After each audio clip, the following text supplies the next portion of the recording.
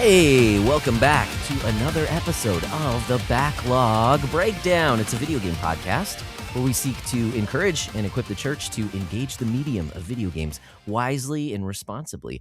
I'm one of your hosts, Josh, and today with me is my co-host and also my brother in Christ, Nate. How you doing, Nate? I'm alive. I'm upright. Okay. I still Those are draw good things. breath. Yeah. Okay. Yeah. That's good. Because life is but a vapor. But I'm glad that you're still Yeah. here. I mean, I appreciate being alive. Yeah. I know that Paul writes, to live is Christ, to die is gain. Yeah. Um, Good passage.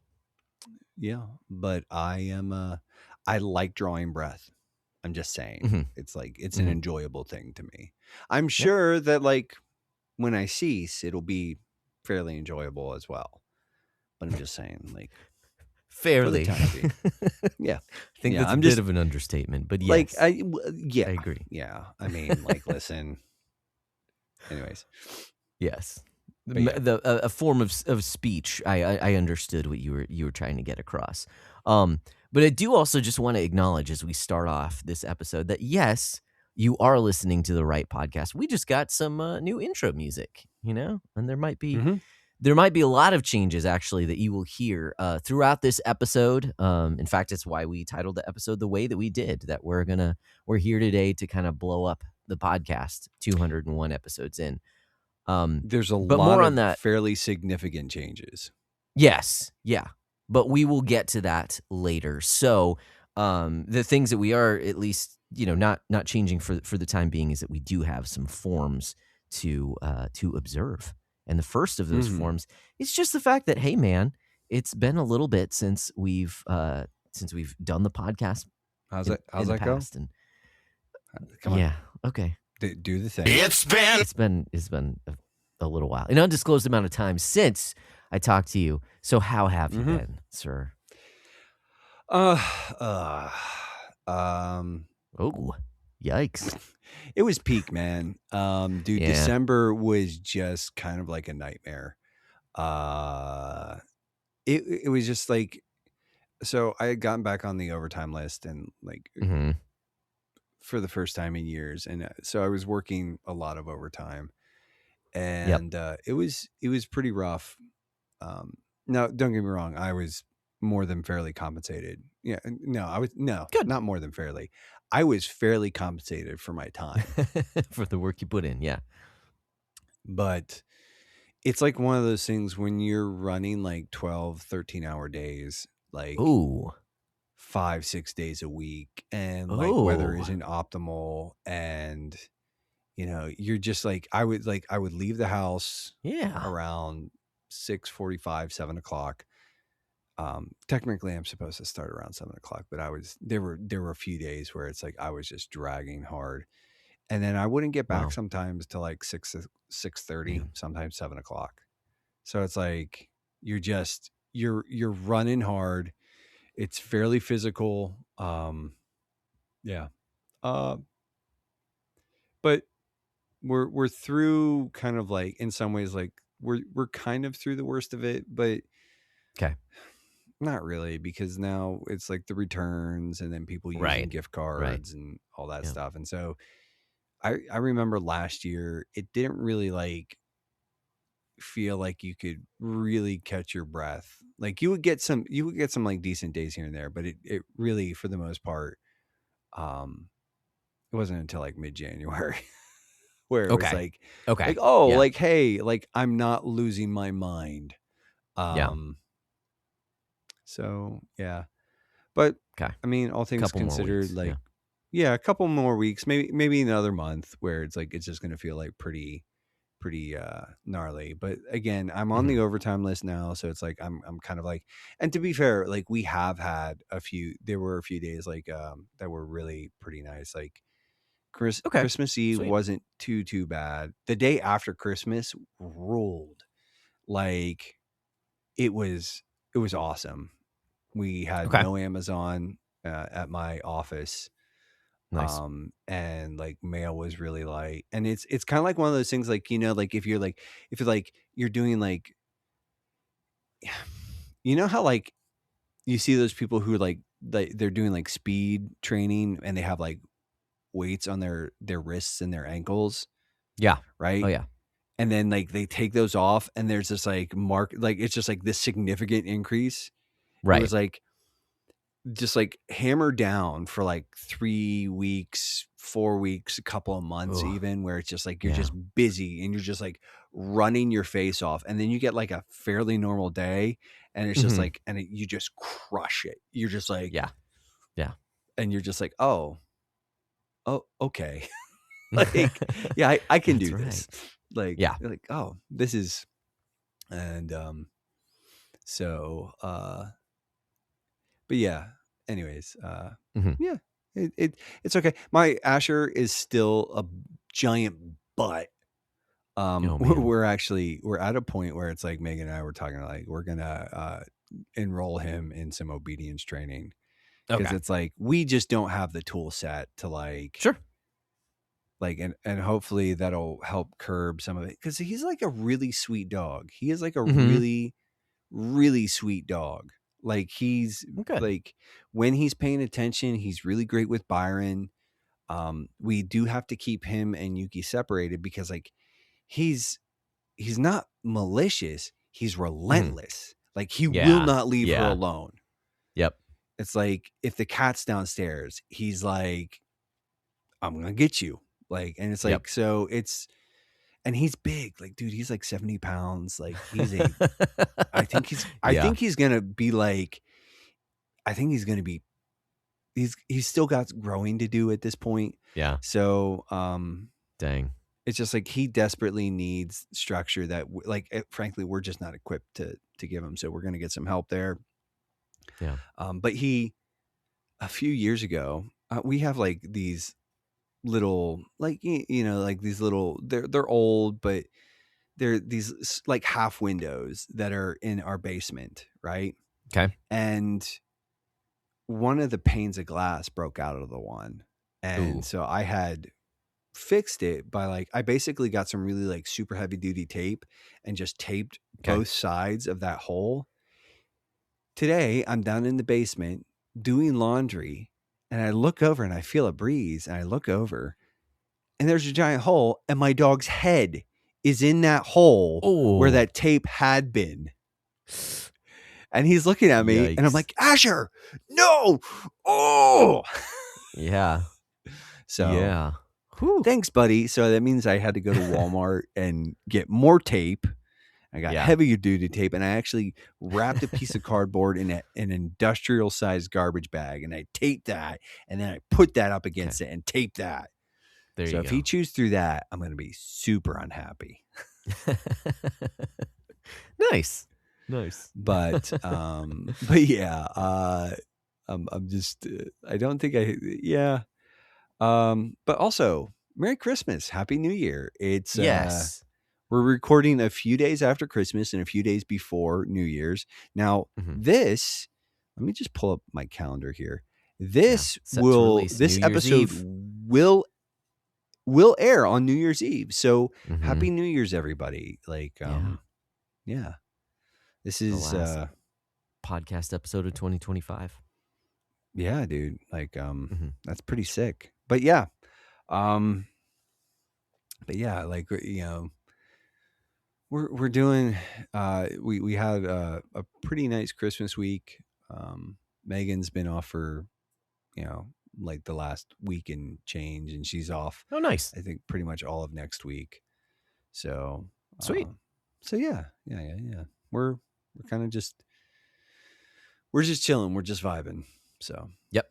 Yep. Yeah. I totally feel you. That's a lot of where I feel like I've been as well, is like there's certainly been a lot of busyness preparing for certain things that we have going on, but it also feels like mhm. kind of hurry up and wait, to where like it's so busy at times that when it's not busy, I feel like I'm kind of like, oh, what am I supposed to be doing?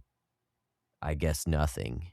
And then I just veg and then I don't get anything done. And then it gets busy. And then it's that, so it's like going back and forth between like being completely not productive and playing video games, or being, having to be productive in order to get stuff done, but inevitably not being as productive as I want to be. So kind of, there's feelings I was going to say feelings of inadequacy, but that sounds way too strong. Just like I'm not able to get it done. Oh, I should get it done later. Oh no, I can't do it now. Okay, oh man, okay, so now I have a so it just has that feeling of being busy. But New Year's, I imagine, will be good. It hasn't happened yet, clearly. But Christmas was really nice. After our Christmas Eve service and stuff that we had at the church, it's just been pretty low key. It's kind of been nastier weather. It has not been that cold, actually. It warmed up, so it was like 40, 50 degrees at Christmas. But it was wet. It was like foggy and wet, and so it's just not really go outside weather. So we've stayed in, played games in the house, played with Christmas toys, stuff like that, which has been nice. Made some nice meals. It's been good. It's been good. We're doing good, and Cool. I'm excited to talk video games and things like that. And actually, speaking of Christmas and things we may or may not have gotten, I think we've got some experiences to share about some of the things we've been into lately.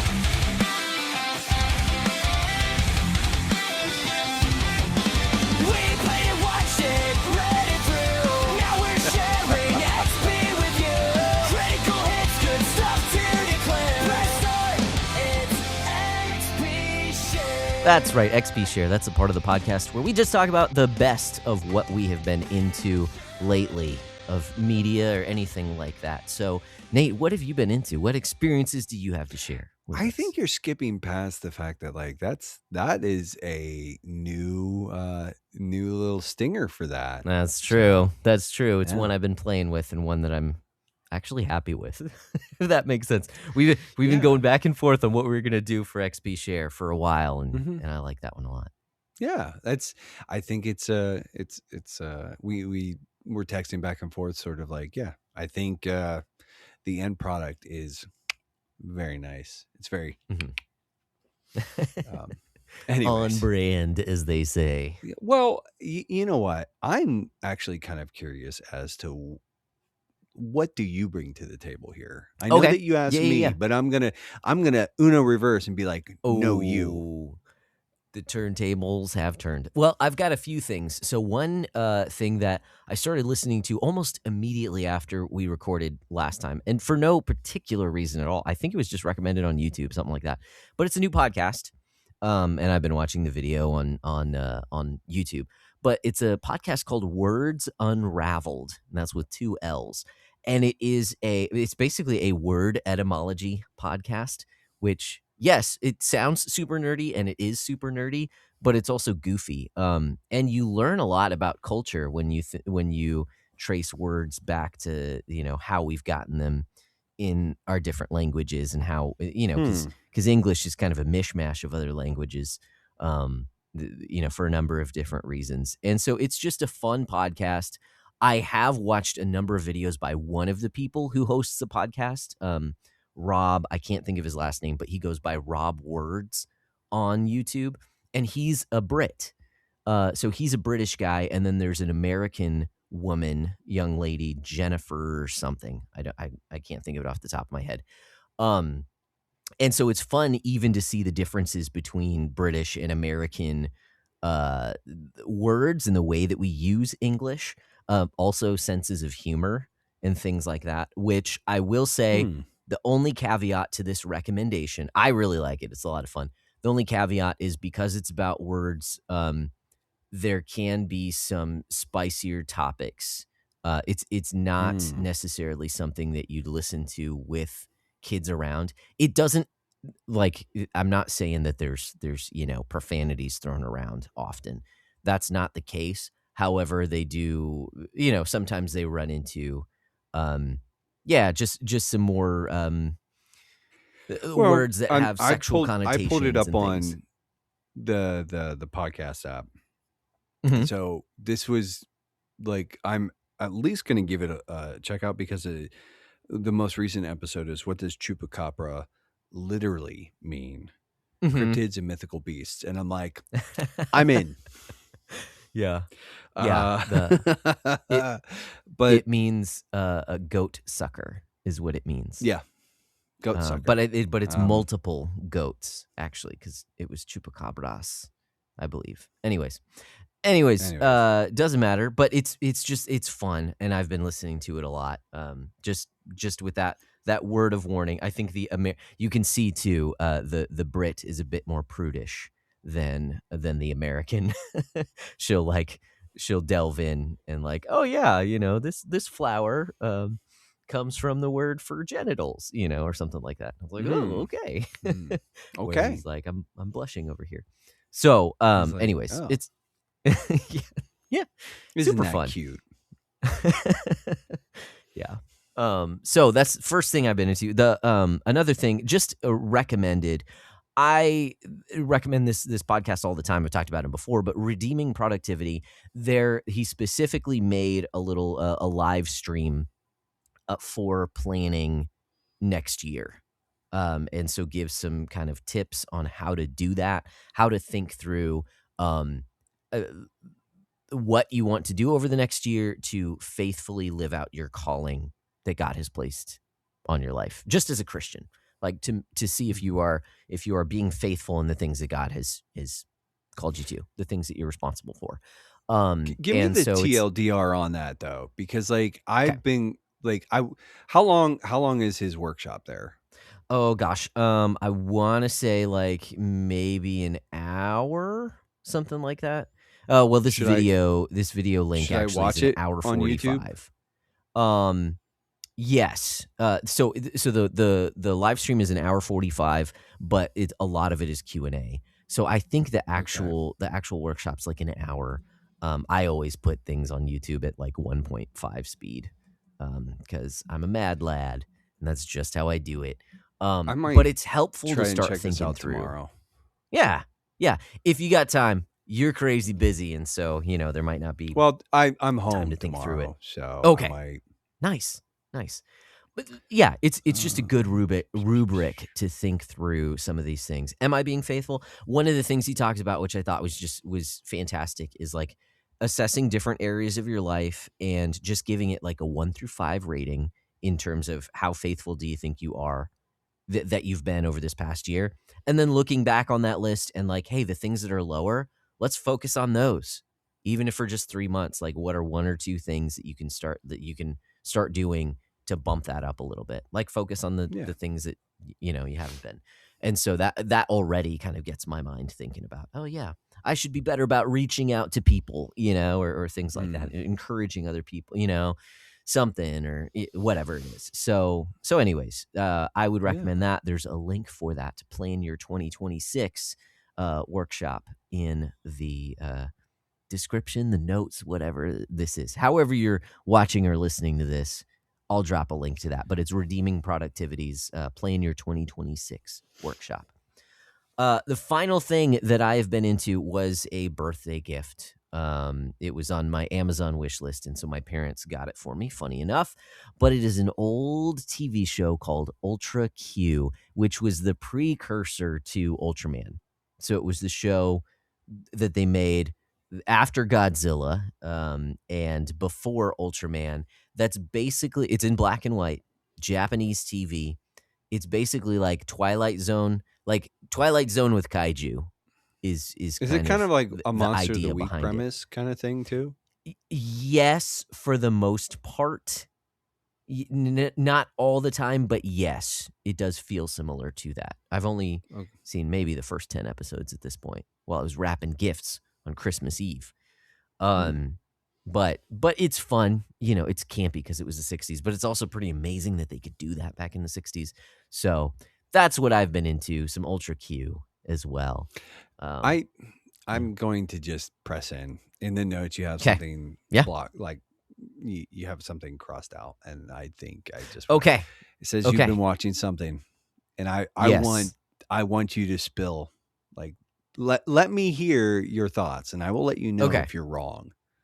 Well, you are gonna be sorely disappointed, but one of the things that well, maybe not sorely. Anyways, one of the things that I have on the list here that I crossed off because we usually try and limit it to just a few items is Rising Impact. Last episode, you recommended Rising Impact, which is a golf anime that is on Netflix.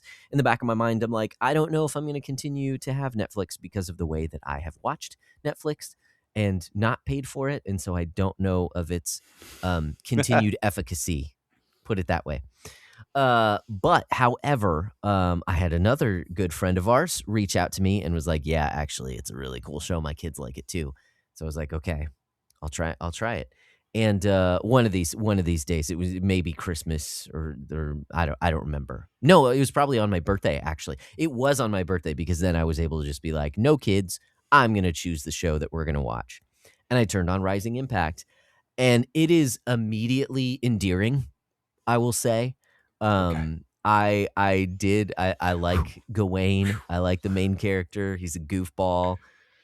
It's kind of a dumb premise. I want to hit a ball as far as I can, and so you have to do that with a bat and a baseball. What? Golf balls go even farther? I'm gonna be the best golfer ever. Like, okay, it's goofy. I Yeah. like Yeah. his Yeah. grandpa a lot, and I like the things that Yeah. he says. Oh, grandpa told me this, this, this. I Yeah. think his grandpa seems pretty based. His Anyways, grandpa is a G. His okay. grandpa is a straight G. Does he show up again later? A little bit. I'm not Okay. gonna. Yeah, yeah, yeah. I'm I No, that's fine. Yeah. I'm not gonna Uh, spoil it. But so, anyways, we got maybe 4 or 5 episodes into his first tournament that he had, and it's fun, and I enjoy it. That's why I'm saying that you're gonna be disappointed is because we haven't gotten very far. We only watched the first few episodes. My kids also really enjoyed it. Like, they were on board, it's which I was surprised because it's golf. I thought they were gonna fall off the train, but, it's they rope you so in. much fun.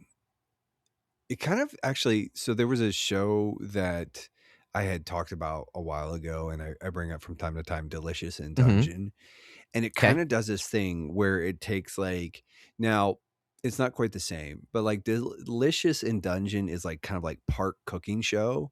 And it talks Mhm. about like different like ecos, like there's a whole bunch of like almost like real life stuff sort of like that gets injected into Delicious in Dungeon, which kind of makes it Mhm. all the more like interesting and kind of like quirky and endearing. And one of the things I kind of like about Rising Impact is that it does almost the same thing, where it's like 'Kay. there's like some like actual golf knowledge being imparted, but it's Sure. done in such a way that it's like, and I'm like, oh, like it adds like texture to the whole thing. Mhm. Like, and it's like, yeah. Yeah. So yeah. Yeah. But yeah. Yeah, and Um characters are cool, even, mhm. goodness, why can't I think Lancelot? Like Lancelot, yeah. like, he has a strong character. I'll put it that way. He's Mhm. not, like, my favorite character, but Well, it's you got some good. and he's like a really good foil slash rival to Gawain, Yes. Yeah, rival. because Mhm. Gawain is is like his whole thing is like he's a driver, like he's like a power Mhm. hitter, and Right. so it's like he's Right. making these insane drives, whereas like Lancelot, it's all about the short game. Right. Um, Yeah. yeah. Anyways, yeah, Yeah.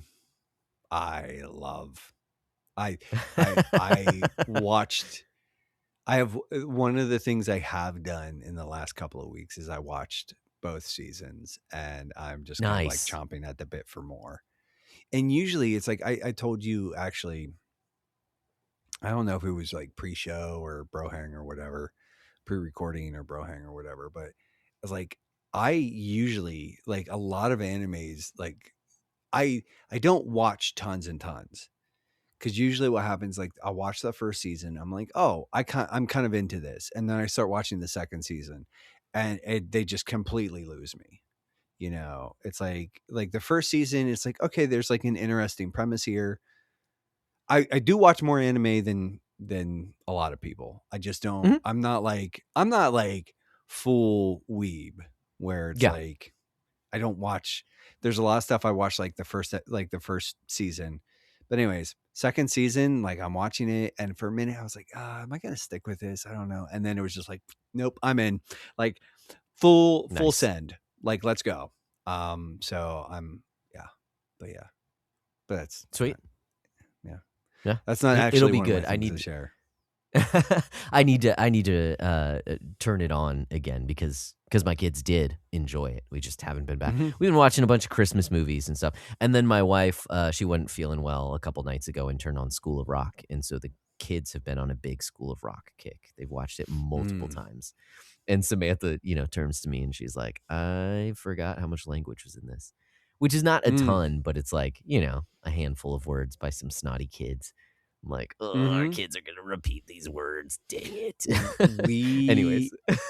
We were watching some Christmas movies, and Home Alone 2 like kind of wound up in the rotation. Yeah. And there's a particular line that Macaulay Culkin like rips out. Okay. That Yeah. when he said it, I was like, nope, I remember that one. Like specifically, there was like Yeah, core inflection memory and everything. unlocked. I was like, nope. Like beat for beat, I remember. I'm right here, you big. Yeah. And if you've seen the movie, you know what comes next. And but it was just like, and I heard it and I was like, but we also watched Muppet Christmas Carol. I wanted to watch actually this season Ernest Saves Christmas. Because and we have not done that, but I'm still feeling like we're within an acceptable window to do that. So yeah. Awesome. So what do you have to share? Oh, the things I've actually been into over the last couple of weeks. Yes. Oh, okay. I've got a little bit more than you, and I know that the only sort of like media, like I'm gonna talk about some like Christmas presents I got because like nice, it's just some cool stuff. But the only sort of media that I want to talk about is there's this band that showed up in my like social media feed, and it like the algorithm kind of like threw it into my feed. Sure. And they're an older band, and but they're called Rondo Veneziano. They're Italians, and it's like orchestral meets synth. The song that I would recommend, and I've just kind of like been listening to, just like I pulled them up on Apple Music, and I've just kind of been like listening through the library. But the song that kind of like captured me initially it's called La Serenissima. I hope I didn't butcher that. It's it's Italian or whatever. Yeah. So it's probably like a way cooler when somebody says it with an Italian flourish. But yeah. Anyways, but they kind of do this thing where like they mix in like synth and bass with like woodwinds and actual horns and strings and stuff, and it's really compelling. Like it's like it kind of reminds me of like video game soundtrack stuff, but it's also got more like sort of a classical baroque kind of feel to it. It's really interesting. It's, and some of it actually sort of even feels like even like proto EDM. It's weird. And it was like one of those things that like I became obsessed with, like, cause it's like one of those things, like it sort of shows up in the algorithm, and I'm like, oh, that's really kind of catchy. And then, I kind of did some digging, and, you dig through the comments and the caption and everything else.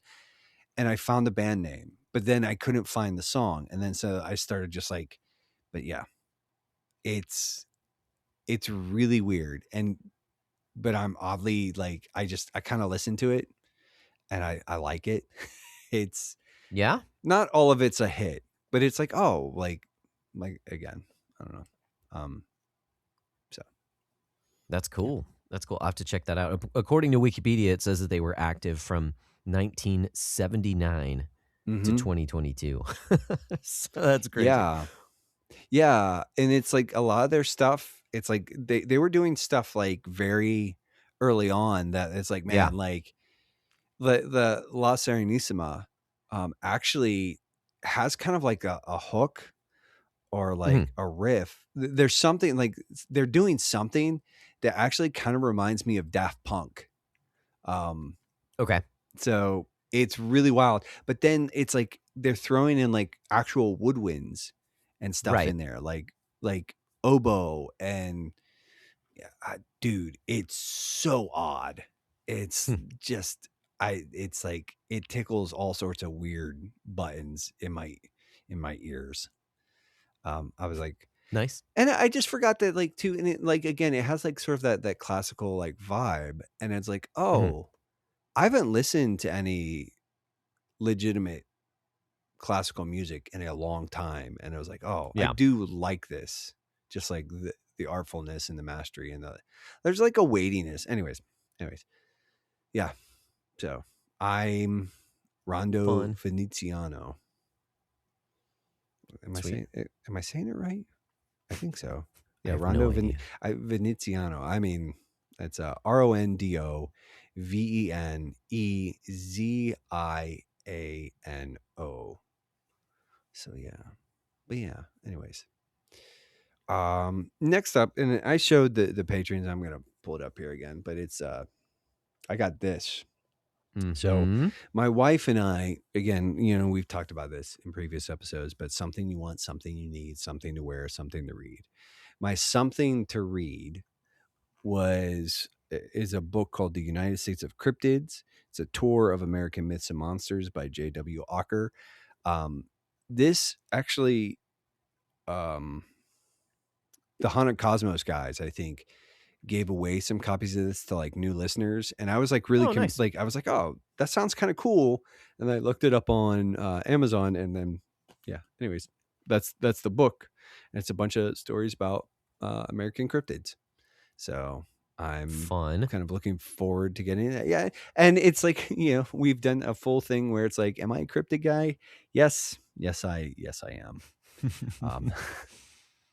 Um, in fact, and the patrons got to see it, but I have this T-shirt that maybe Josh I'll take a picture of me in it later, and we can post it in the Mm. Discord or whatever. But Yeah. it's Bigfoot, and he's standing beside a lake, and he's looking out, and there's Nessie in the lake, and he's saying, "Bruh, I got it off of Amazon, and it kind of rolls, but I'm not going to stand up again." Okay. So yeah. That's fine.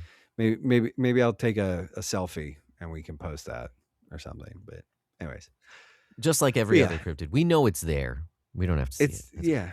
You don't need to see it. It's just it exists, and it's Yeah. Nephilim. Yeah. So I got that and the T-shirt. There's a bit of a theme. Like, listen, like I said, I'm just kind of like I'm leaning into it. I have a Bigfoot air freshener Yeah. in my Jeep. So Nice. yeah, I'm just like I'm that guy. Yeah. Um, so I got that. A friend of the show, Wes, actually sent me something for Christmas this year. Um, and he knows that I'm a bit of a mark for Bill Watterson. So he Mhm. sent me a copy of Exploring Calvin and Hobbes. It's a collection of Sunday strips. And it's one of the few Calvin and Hobbes books that I don't own. And Okay. so it's kind of I did not bring that with me, but it's got some Okay. like it's got some essays and commentary in it, and so I'm looking forward to getting that and sort of like going through that when I get the chance. And it's a really handsome book, really high quality prints and paper. He actually sent it to me, and part of the note was like, "Hey, don't know if you have this one, but if you do, then you can use it to cut out some of the art so you can have like nice frameable art." And I was like, "Oh, that's Ah, there you go. well, one, I would feel really terrible doing that, but also, it's a really yeah.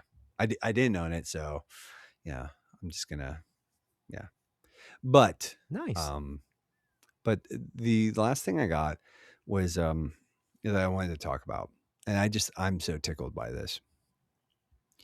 Is that my family, my side, we do basically white elephant kind of a gift exchange, Okay. right? And it's just like one of those things where everybody, and this year's theme was like buy some, like bring some of your favorite things. And so I brought a Look Term notebook and the Psalms in 30 Days by Trevin Wax. I think I Nice. brought some coffee. I got some Stumptown coffee. I brought that, and some good pens. And I think that was like my, like, we have like I think it's a $50 price limit on that stuff. Gotcha. And so I got that stuff, and then but my brother-in-law, and it's and I ended up with this, but it was an ammo can, like a legit ammo can, but it was filled with a bunch of snacks from Pop Daddy Pretzel Company, or Pop Daddy Snacks. Okay. And they're like these kind of like they're pretzels, but they have like, there's a bunch of different flavors.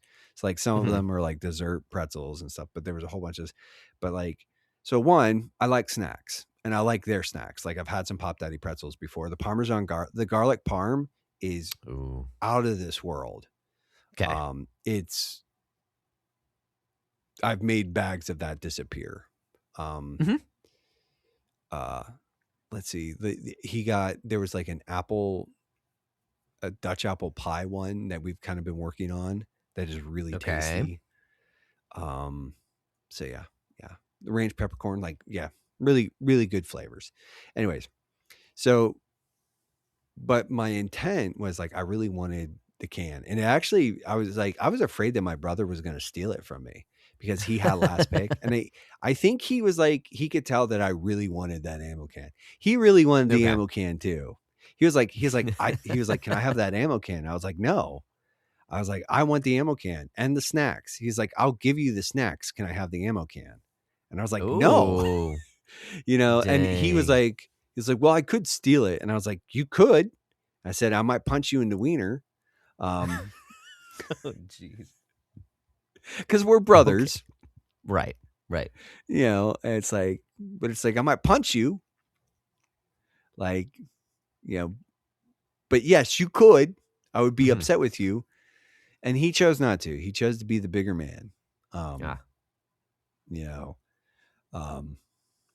So that says a lot about him and a little about me. Yeah. Yeah. It does. But anyways, but what I wanted the snacks too, but I wanted the ammo can because what I want to do is I'm going to get some pieces of some thinner pieces of Spanish cedar, and I'm going to line it, and I'm going to use it as a humidor. Oh, nice. Because it seals airtight. And okay. Yeah. So yeah, I was pretty excited about that. It's going to be really cool. Yeah. So yeah, that's awesome, dude. All that story, it was a really anticlimactic ending. The most dramatic part was where I threatened to punch my brother. Like, that was the most dramatic part of that story. It's pretty Probably funny. not worth. I thought so. Anyways, but yeah. So that's like some of the cooler stuff that I got for Christmas. I mean, and you got like, I got some mugs. I got one that says "Y'all need Jesus." Yeah, which is true. People needs Jesus. Yeah, that's true. Yeah, I mean, fair enough. I think the mug, you could say the mug is addressing me as well. It's addressing anybody who gazes upon it. And it's like, this is a true thing. Right. Yeah. But I got but yeah, just it was kind of like it was a low key Christmas. Got some cool loot. But you know what? And this year, most of my tip money went to just like, I just gave most of my tip money to just like, kind of like, and again, we're not like hurting, but we're trying to get, like, we've sort of built some debt back up, and we're trying to get back out.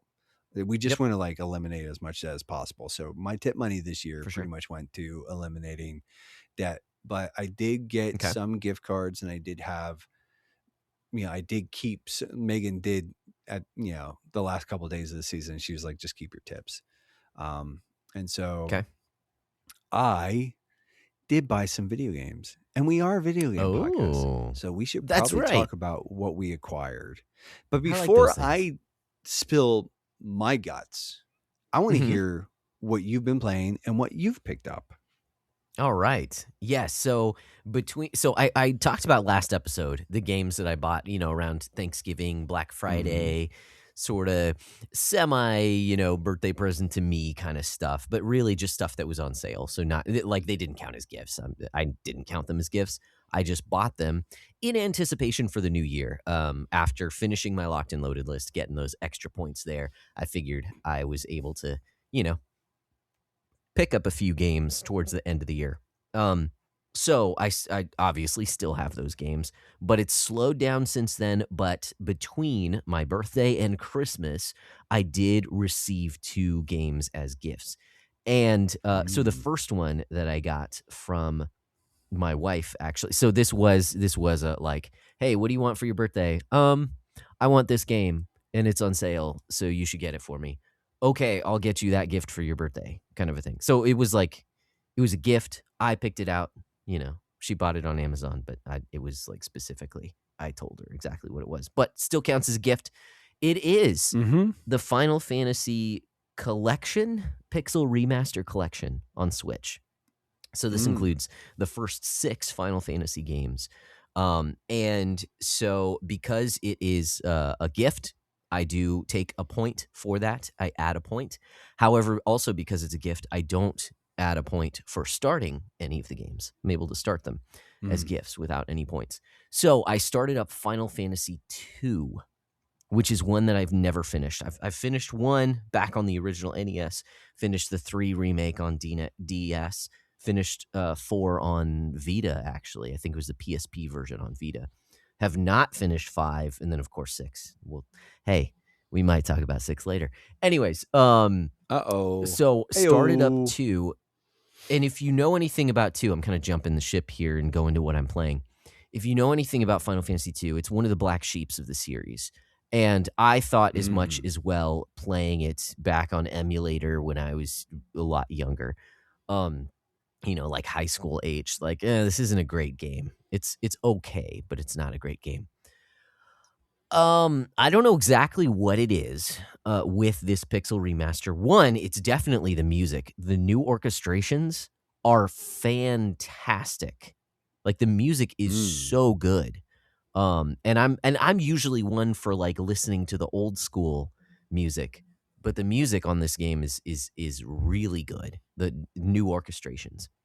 On top of that, the modernization of the games of the game itself, and I did not change any of the settings. You can change them so that you can, gain more what you don't get experience in Final Fantasy 2. Um, Mm. so you can do things faster. I don't have any of that turned on, but it's certainly way easier than the original was. But I'm actually having a really good time, and it's surprising to me because I thought the game was not very good, and now I'm thinking, okay, it was rough. Like, I think this is the fully realized version of what they were trying to originally do with the ideas Mm. of, the more you use something, the stronger the more efficient that you will get in this specific thing. So I'm enjoying my time with Final Fantasy 2 is what I'm saying, and I didn't think I would ever say that. Okay, other game that I got for Christmas, my little sister actually gave it to me and just got it in the other day, is Theater Rhythm Final Bar Line, which is another Final Fantasy game. This Theater Rhythm is a rhythm game based on Final Fantasy. First 2 games were on 3DS, and this is the Switch version. Mhm. It has 385 tracks, I think, between like 30 something or 40 something Final Fantasy games. Like, it has an insane amount of music on this thing. And this one, funny enough, I'm enjoying the orchestrations of the Pixel remaster, but it has a lot of the original music on this thing. So I'm going back and playing some old school Final Fantasy music and playing some rhythm game stuff to that. So that's another one. Anyways, it's a gift, so I do add one to my score. I started it, but since it's a gift, that does not negatively count towards me. So I'm playing those 2 games currently, and I'm playing those 2 games because I finished up Pokemon Heart Gold. Um, and I see while cards on the table, I do think the game gets a little bit long in the tooth in that I'm not here to capture all the Pokemon. I well, there's difficulty because I think some of the later games that I've played were just super easy. This one is not. It presents a challenge, but that requires grinding, which can be a little bit of a pain. So take it or leave it how you want to go. Um, Spoilers for an old game here in Pokemon Gold. But when they say you can go back to the original areas in post-game content, I was thinking it was like a smaller version of that, but it's basically like the entire areas from the first game after you finish this game, and you go through and fight all the gym leaders again. Like I was blown away by how much post-game content there is in this game. Even knowing that it was there sort of, but I didn't realize how deep it was. Anyways, I haven't done a lot of the post game. I just kind of started it and then I was like, whoa, this is huge. But I put in like 40 hours into Heart Gold itself. So anyways, finish that one up. Good game. I actually get a -2 for it because of the long game bonus, because it is over 30 hours, according to How Long to Beat. So get my 2 negative points for that. So I'm net 0 there, except that I also finished up Halo 4 with Oliver. We did finish that game, and it was fun, just like we've been that's the whole mainline Halo titles on the Master Chief Collection 1, 2, 3, and 4 that we've played through together, and we just have a good time shooting aliens. It did this weird things in a lot of the cutscenes where the voices, like no audio was playing for the voices, so you just see like people miming, and of course Master Chief is not miming because he never moves his mouth because you can't see his mouth. But the other characters, it's pretty funny watching a cutscene with no voices, and they're acting all like stuff blowing up around him and stuff like that. And anyways, but we had a good time. Halo 4 is a good time. So -1 for that, which brings my total for the year, because this is the last this last episode, excuse me, of 2025. So my beatdown total for the year is a -23. That can be a little bit misleading. I get a big bump from the locked and loaded games. It does not mean that I actually played through 23 games off my... You had 10 lists on your locked and loaded, right? I had 10 games on my locked and loaded list. Yes. Or 10 games on the locked and load list. So you had, by yourself, you had -13 without... That's right. Substantial. That's right. Yeah. Which is pretty nice. And it did allow me towards the end of the year to pick up a number of games that I'm looking forward to that I have placed on next year's locked and loaded list. So I don't want to take up too much time. I'm not going to run through the games here, but I have locked in my list for next year. And I did not put, even though I was tempted, I was like, oh, I'm halfway through Final Fantasy II, or I just started Theater Rhythm, Final Bar Line. But no, you can't put any games that you're currently playing on your locked and loaded list. Don't do that. Don't do that. Wait, just these are games you want to get to over the course of the next year. I've got another 10 games. I thought that was a good cadence. And this year, I took it a little bit of a different approach in that I do have some retro games on there. I have a bunch of games that I bought this year, and then a sequel to one of my favorite games is on there. But what I was focusing on was the fact that if I take 30 minutes a day over the next year to play video games, that gets a little bit above 180 hours. And so what can I do with that? Well, the 10 games that I have on this list, which there's a link for that in description notes, whatever, if you want to take a look at that, it, according to How Long to Beat, it comes out to 168 hours. So a bit under that 180, which means, because I will be playing other games this year, especially for the podcast, it means it's going to stretch me a little bit in order to play through all these games this year. So I want to have a little bit of tension there. Like I might not finish it. I want it to be difficult to finish. So that was my thought process behind it. You can take a look at it at that link. But I'm done. Those are my games. I mean, it's no surprise to anybody that's been listening that I fell off the locked and loaded train pretty quickly. Mhm. Yeah. My year Yeah. ended pretty, and I think it was more one of those things too where I put Metaphor Refantasio on there, Ah, and that's right. I did not end up really touching that game at all. And it kind of like I did play now, and what was helpful is that the locked and loaded list, I did play some games off of that list. And so Mhm. some of the Yeah. ones that I didn't go back to, or like, full disclosure, I kind of like one of the games, Doom Eternal was on there, and I think Okay. I'm just gonna abandon it. Like, I think that's a game that I want to play, and maybe someday I'll come back to it. But I think the reality is like I'm just not gonna get to it anytime soon. And as much as I love Doom 2016, Doom Eternal just feels like a bit of a bridge too far, especially for me now. Uh, Like I'm mhm. gonna be Yeah. 45 next year. And that's like Mhm. I'm not just my threshold for that stuff is like it's it's falling fast. And I just for whatever reason, and it's not that I couldn't do it, I think if I wanted to, I just don't think I want to. Like, Yeah. I think I it's not that I couldn't get good, it's just that I don't want to. Like, I'm just like I like the Gotcha. game, but I'm just not in a place. So I don't know if I'm gonna abandon it or if I'm just gonna shelve it or what. But I think Mhm. with Doom Eternal. But there's like I said, but Vanquish, I did play that. End up Oh, no. yeah. You know what? Here. So yeah, I actually beat a few things, and I'll just kind of pull up my notes here so that I can actually remember what it. I'll just start with the things I picked up because I did kind of hint at that. I had some Okay. tip money, I had some gift cards. So this one I'm actually pretty proud of. But I use that Deku Deals app, right? And I Yeah, go you through did. there, and there's a game that I've kind of had my eye on, but I didn't want to pay more than $20 for, and it's Visions of Mana. And now this is a game that Okay. Yeah.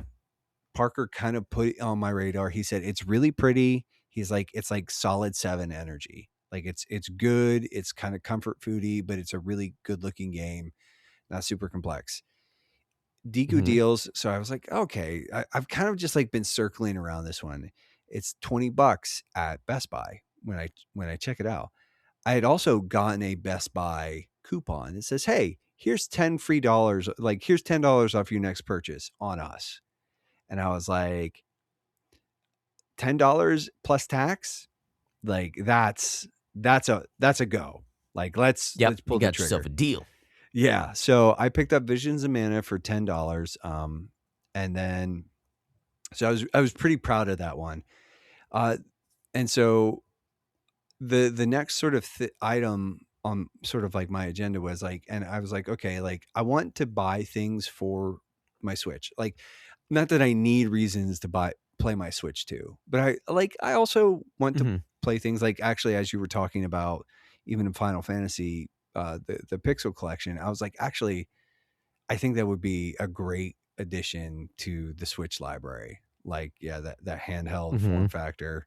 So I'll probably be picking that up at some point in time in the nearest future. It's on sale right now for like $50. So it's like that's Yep. versus the 75 that it normally goes for. Exactly. So Yep. so It was 40 over like Black Friday. And so that's when I was like, yeah, this is what I want for my birthday. yeah, yeah. So that's I've got my eyeball on that. But there's a game that I've kind of, and again, ever since I've sort of heard about it, I've kind of been keeping my eye on it. Um, and it's kind of like it's kind of off the beaten trail for me, and it's one of those things that it's almost a bit of an unknown. But I was listening to SG Bitcast, and Rick Hogue, he's a guy that as Mhm. a general rule, I agree with a fair amount of his critiques and takes. And he said that this game has Okay. some of the best writing he's seen in a video game possibly ever. And I'm Oh, like, wow. and Okay. I, like, actually, like, he and I are pretty much, I'm a lot higher on it on Expedition 33 than he is. But I think narratively, he and I have almost like beat for beat the same criticisms as far as like how that story works out. Just like, but anyways, it's 100 Line Last Defense Academy. It's by basically the Danganronpa people, guys, Okay. like devs, but it's a visual novel tactics game. And Okay. apparently, like, and part of it is like one of the things Hogue said about it was also like, he's like, this is the tactics part of this game is way better than it has any right to be. And so it's like, that has me I'm like, because we've talked about visual novels where it's just like they're a bit of a hard sell for me, you know, but like that, like you throw in that hook. So anyways, it's kind of a bit of a wild card, but it was on sale for like $40. And I was like, why not? Like they're a smaller team. And apparently they were like, at one point in time, it was like, well, if we don't sell enough copies of this, we're going to go out of business, which I think turned out to be a bit of like a false flag or something. I don't know, whatever. Yeah. But Okay. I was like, it's on sale, $40. I'd rather pay like 20 for it, but who knows when that's going to happen. I have the cash now, kind of like whatever. So then I had $40 in change in gift cards, and credit on PSN. So I ended up picking up, there's a puzzling game. I'm pretty sure it's from the same people who made Cardo, which is also a game that I'm kind of been keeping an eye on. But Parker had said he actually played a Ranger and he thought it was really pretty great. I think he's played both. And he said a Ranger he thought was like the better experience. So anyways, it's like a puzzling adventure game kind of thing. It like I watched the trailer and it just seems, I don't know.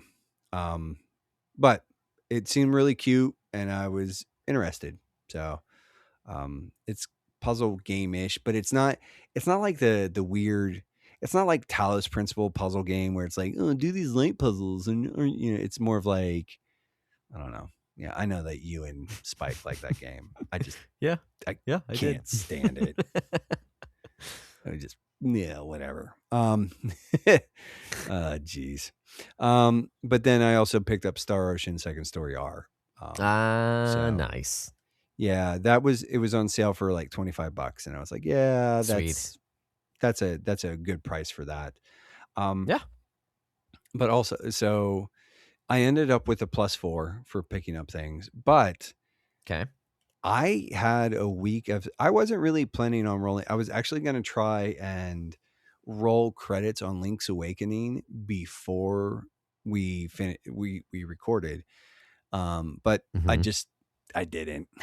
I didn't do it. But I did. I had actually a fairly surprising sort of turn of events. So I've talked about how like I've wanted to get the platinum for Destiny for a while, and I've been playing Destiny 2 again. And there were 2 trophies in particular that just were outside of my reach because they required like fire teams, and they're very like, it's basically the most difficult versions of this type of event. And it was to beat Master and Grandmaster are the difficulties. And it's like they wanted you to beat, they used to be strikes and nightfalls. But anyways, the way that they've done the game now is that they have an entire category of what they call solo ops, which is just, it's a mission that you do by yourself and you can adjust the difficulty on those. And so I hopped in, I was like, like, and I was geared up appropriately and all that other stuff. I was like, I'm going to see if I can do master. I sort of just was playing the content, not thinking about it. I was like, and I ended up clearing the mission and the master trophy popped. So then I was like, I got a little curious and I was like, can I do GM? And I did a GM content and the GM trophy popped. And so I got the platinum for Destiny 2. And so that nets me a -1, because it's a completion. Yeah. So nice. I was pleasantly surprised by that. That was actually like probably like one of my favorite. I was like kind of like chef kiss kind of moment, because it was like Mhm. I really wanted to platinum for Destiny, and I just kind of resolved that like it was just probably not going to happen because you know it would have required dedicated fire teams, et cetera, et cetera. And they've done some quality of life features where it's like you can do looking for groups and all that other stuff. But anyways, like I said, popped them happy, like made me happy. I was like, oh, Yeah. this is kind of rad. So, and then I've been playing it, and I mentioned that I had used some pre-existing credit that I had to pick up the new content um, Okay. for for Destiny, and so it's the Edge of Fate and Renegades, and Renegades is the Star Wars theme stuff. And I've been playing some of Gotcha. Edge of Fate, and I was like, okay, and because I used pre-existing credit to pay for them. I don't take a penalty. I took the penalty for picking them up, but not for playing them. Right. Okay. So I'm playing the content, and I start seeing freaking lightsabers in Destiny, and I couldn't help myself. I had to get the lightsaber. It's a Praxic blade in game. It's not a Mhm. lightsaber. It's a Praxic blade. Um, but it's a stinking lightsaber. And I was Yeah. like, I got to get this lightsaber. So I ended up playing through all of the Renegades content, and which I thought it was pretty good. I was like, it's very, very Star Wars in kind of like Okay. all the best ways. It's kind of funny, and it's like charming, and I don't know. Anyways, and you get a freaking lightsaber, and like I'm running around and I'm zapping people with lightning, and I'm zapping bad guys with lightning and chopping them up with a lightsaber. I'm like a Sith Lord, but I'm not, I'm not dark side. Anyways, but I rolled credits, or I beat the campaign for Renegades. So that's another negative one.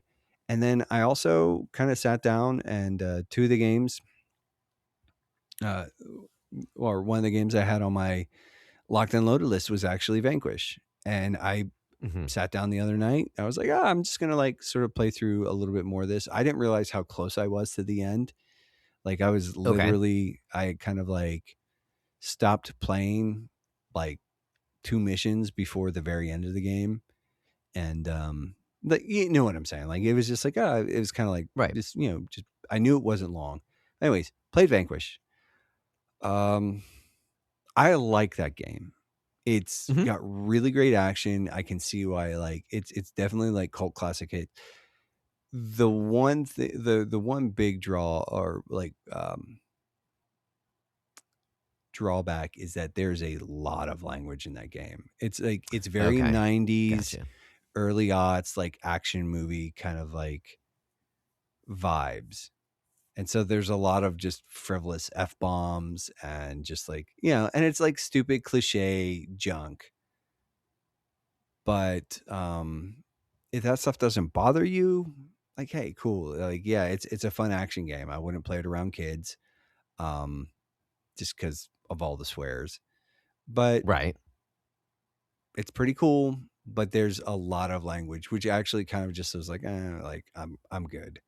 Like, I don't mind that language. Like, it's like I've Yeah. got a bit of a, I can have a bit of a potty mouth sometimes, and it doesn't really offend me too much. I just think that, like I said, like it's a very strong 7 Okay. that, so it's not necessary to play. It's really great action. It's very much like a period piece in the sense that like it's a really great example of like, again, 90s early aughts game design. That's sort of like the 360 PS3 era sort of action game stuff. Right. And it's platinum at some of their best, with just, they do stylish combat really, really well. And it's Yeah. very arcadey shooter. There were a few boss fights that I thought were just like, I didn't like the arenas that they put you in, because it's like Okay. you have like the game, it wants to be like a third person cover based shooter kind of, but you also have basically like these rockets that you can like shoot around the map on like basically you get on your knees and then you just like rocket. Like you have like these rockets that shoot you, like you just kind of do like this super duper like power slide. And then you get into a few arenas where it just like it doesn't feel like there's enough room to really maneuver. Anyways, Okay. there were a couple boss fights like towards the end that I just was like, this kind of doesn't, like, this action doesn't feel good. You know what I'm saying? Okay. Where it's like if like the biggest draw of the game is how it feels, and then you kind Mhm. of hit like a pretty like these fights don't feel good. Sure. So yeah, but so I rolled credits, and I was actually trying to beat Edge of Fate's campaign, but and I'm pretty much at the last fight. I'm pretty sure, but like they're doing the dumb Destiny thing, and they're like, "Oh, here's some platforming in the middle," and I'm like, "No, I just like I do not have time for this right now. Like I will beat it. I just like no, take that stupid platforming in the middle of your first person shooter and like kick all the rocks." Um, so that's a -3.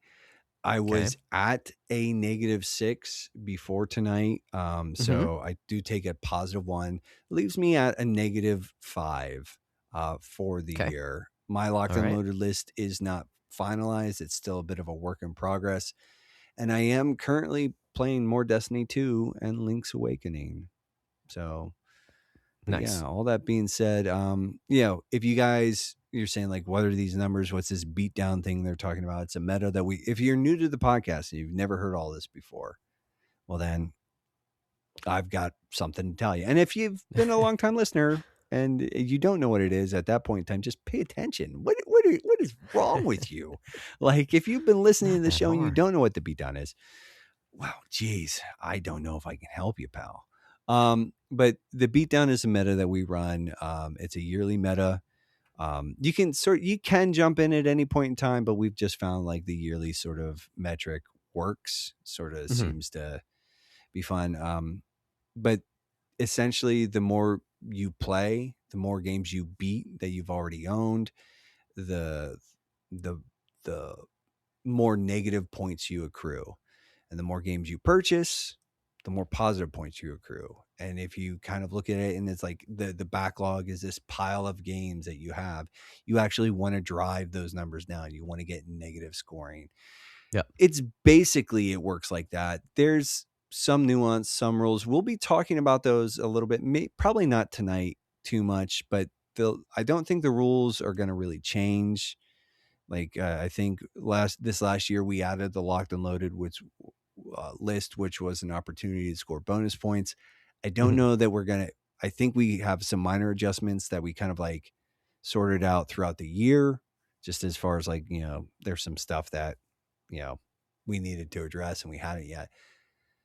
But that being said, we'll probably do maybe a little bit of a bite sized, or we'll just talk about it maybe on an episode briefly in the future. But yeah. Yeah. And Um, and we'll have the rules officially posted, in Discord and things like that as well once they get finalized, for sure. yeah. But for right now, if you'd like to join us, then you can just use the 2025 rule set. There's not going to be hmm major changes between now Yeah, and pretty when we much. finalize it. It's pretty much like I said, there were a few use cases where it's like we need to clean this up. Yeah. Um, so yeah, that being said, other things that might like if you're sort of enjoying what you hear here, if you like what we're doing here, we'd like to maybe take a second here to pitch you on maybe checking out our Patreon. You can think of it as a bit of a tip jar. You can think of it as a way to partner with us as we sort of try to grow this thing out, as we try to, again, sort of encourage and equip the church to play wisely and well. Mhm. Um, but for as little as $1 a month, all of our patrons get early and uncut access to each and every episode. They get the video feed. Well, YouTube gets the video feed now. There's an exclusive podcast just for our patrons called The Bro Hang. It tends to be a lot more freeform, more stream of consciousness. Sometimes it's silly, sometimes it's a little more sober. It's very much a mixed bag. You never know what you're gonna get. Yeah. And sometimes we say things that we have to sort of like walk back and apologize for. It has happened, indeed. It has happened. In addition to that, all of our patrons get special roles in the Discord and a little more access to us. They also help us to shape the future of the podcast with game and or topic recommendations. We're actually going to be talking about that. We're sort of building out the schedule for 2026 as we speak. That we're going to be voting on patron picks here shortly. But yeah, our patrons rule. They're our friends. We like them probably more than we like other people because they give us money. And I'm joking. We like them more, just not because they give us money, but because they're our partners here in a lot of ways. Like it's not just for sure. And we appreciate them. We don't like them more. I mean, yes, we do, but you know what I'm saying. I'm trying to not make it weird, but I can't help it. It's like, But if you would like to join that elite class if you want to be special like them, watcher, yes, for as little as $1 a month, you can do that. I think it's just Patreon / Backlog Breakdown or something like that. I don't know. We'll have to, Josh, there's links in the link tree. You guys can check that out. We'd love to have you join us. Check out the links. So check out the links. Lastly, but surely not leastly, we just want to take a second here to give a little bit of love and shine to our friends over at the Playwell Network, of which we are proud, or at least not incredibly disappointed members. No, we love those guys, and like us, they're sort of wrestling with the ideas of playing well and how we can engage that. So if you like us, you might enjoy some of their content as well, and so we'd encourage you to check them out. It's but anyways, here's a word from one of them. Sit down, shut up, and listen to this. No, you can't make me. I hate sitting down. But what is this magic I'm hearing? Huh? Never heard it, you say? That be nothing new under the porch. It sure is wacky, kind of life-changing, and hardly worth taking serious. I don't really know how to describe it. Wait, are you crying? I call it beautiful. You got that right, kid. Now you stand there and listen to the beautiful, wacky, and life-changing show on video games, satire, and theology, or I'm gonna keep on repeating myself and this ad won't end. I'll never stop listening to it. Okay, well, your call. Make sure to subscribe and whatever. My job is done. I'm out of here. And we're back. Okay, so we left a little bit of a hanging Chad there. Buried the lead, as they say. That is a way of saying it. Yes, we buried the lead. It's kind of funny. I'm laughing about it, and I'm kind of hoping because while he was very kind in sort of putting together episode 200. I don't think I didn't notice the snipes that you made, Wesley. That I was paying attention. I get it. Wesley Snipes. It's a good one. Shut up, you idiot. Oh. Look what you made me do, Josh. I mean, you did it. I just noticed it. But anyway. Anyways. Yeah. Now you wish you were making me squirm instead of making him squirm. No, but Wes felt like he got in some digs. Overall, he was very respectful, very gracious, very kind, but there were cute a few little barbs that, I was like, oh, and I took them personally. So I hope that with the title of this episode, Wesley, that you had a bit of a minor heart attack. I just want to throw that one out there. Yikes! Like, I just not just like a little arrhythmia, just the most minor of arrhythmias. Just enough to make you Heart mildly skipped a uncomfortable, little beat. sweaty, palpitations. No, all things considered, Wesley did just a really bang up job, and Yeah. it was a lot of fun. It was a lot of fun to kind of listen to that, and Mhm. it was pretty touching. I did not cry. Yeah. I did not even like have to like do any onion sniffing or anything, because I was kind of like so tickled by the entire premise. Mhm. Um, I do really very badly want to hear the Burt Reynolds version at some point in time. So Wesley, I'm just saying you Oh, should yeah. make that Yeah, that would be available fun. to Josh and I. I'm just for our curiosity, because I'm pretty sure that would be kind of awesome. And he shared in the bite size as well that there was a scrapped pitch of doing voices and characters and things like that Mhm. that I'm interested in as well. But I did particularly enjoy the bite sized that went along with that kind of Yeah, talked about behind the scenes of behind the backlog, the which was process, so to yeah. speak. Yeah. Yeah. In which I believe it was the bite size. He mentioned how he was nervous of when we'll, hang our hats and say we're done and blow up our podcast. Not really, but the reason we're saying that we wanted to that today we're blowing up the podcast is just because of a number of changes that we're making as we look for, it's been 200 episodes and we Mhm. actually want to continue to get better at this. Mhm. That's the idea. And so a few of the changes you've already heard, we've changed up some songs, some a little snappier, I'll say, Mhm. things along those lines. Maybe I guess the first half of the episode wasn't Just as much snappy, but AI, but 100% less slop. yeah, Or maybe yeah, 50% less slop. yeah, yeah. It's debatable. It's debatable, but it's something that It's we've up it's up for grabs. that we've landed on. So one of the other things that we're blowing up with this episode that we're changing, which feels maybe to us, maybe it's just behind the scenes, feels Mhm. like a bigger change.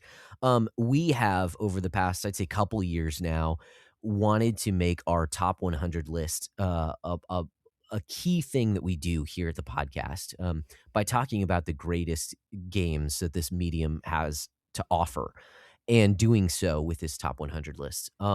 However, there have been some issues with the list. The list has always, while it has always been official, it has also always been a bit arbitrary in that Mhm. we don't have a list of criteria for the top 100. And that's kind of by design because you can't, that's, we're talking about great games. So a game might be great because it is just a great arcade fun game. It's just a great co-op experience. Another game could be great because it's a great piece of art in our estimation. So how do you combat those? Like, how do you actually weigh those things? We never decided on. But so long as the game was great and we found it to be great, it was on the top 100. Yeah. So that's Well, it. Yeah, the criteria was that if we thought it should be there, yeah, then it should be there. right, And that's a really that's a really kind of awkward criteria. And while it's sure, fun to a certain extent, yeah, I think that the other fact is like it was frankly like the entire process was a little unwieldy. Like hmm, I think what was really pretty revealing is when we were talking about BioShock 2, and it was okay. like like how did this make it onto the list? Because it's like one of those games where it's like, So again, BioShock Infinite, just to be clear, oh, BioShock BioShock Infinite, not Infinite, BioShock not 2. Yeah, BioShock 2. Yeah, BioShock Infinite. When BioShock Infinite, um, like you were talking about it, I was like, and I'm like, I know the ending of that game. I'm not sure that I've ever beaten it, but I know the ending of that game. And it's like, and then you were talking about it, and I was like, why is this on our list? And why is it like it was fairly high? yeah, Like, and it was kind of like this moment where, oh, I don't know, it was kind of like, you hate. I don't think I'm being like too crass or anything, but it's like I think it was kind of like a moment where, yeah, not necessarily where we were caught with our pants down, but it was like I was like, oh, there's and to be fair, there have been some people who have leveled criticism at the list for a while because of its Mhm. inconsistency and everything else. And while I understand that, I don't think anybody like I don't really think any really helpful suggestions on how to like improve it or whatever had really been offered. It was just like, this is kind of weird and dumb and I don't get it. Mhm. And it was, and maybe but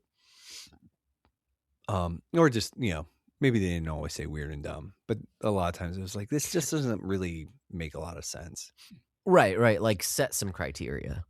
But then, a good chunk of our games would be out if we had, like, set criteria that we did, something along those lines. So, we never actually took the steps to do that. We did like the list, and again, behind the scenes, the list has helped because we view this project of this podcast, as we really want to encourage and edify the church in how we view video games and some of the best that it has to offer. So behind the scenes, the top 100 was driving a number of things that we did, like games that we would prioritize. I played BioShock Infinite last year, not just because I'd heard it's a great game and because I enjoyed the first one, but because it was on our top 100 list.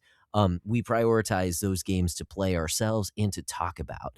It gives us ideas for episodes and things like that. And we had some other ideas we had been kicking around, things like that. So now that all that's kind of out in the open of why we titled this episode that how to blow up a podcast or whatever, is that the 2025 iteration of our top 100 list is the last top 100 list that we are going to do.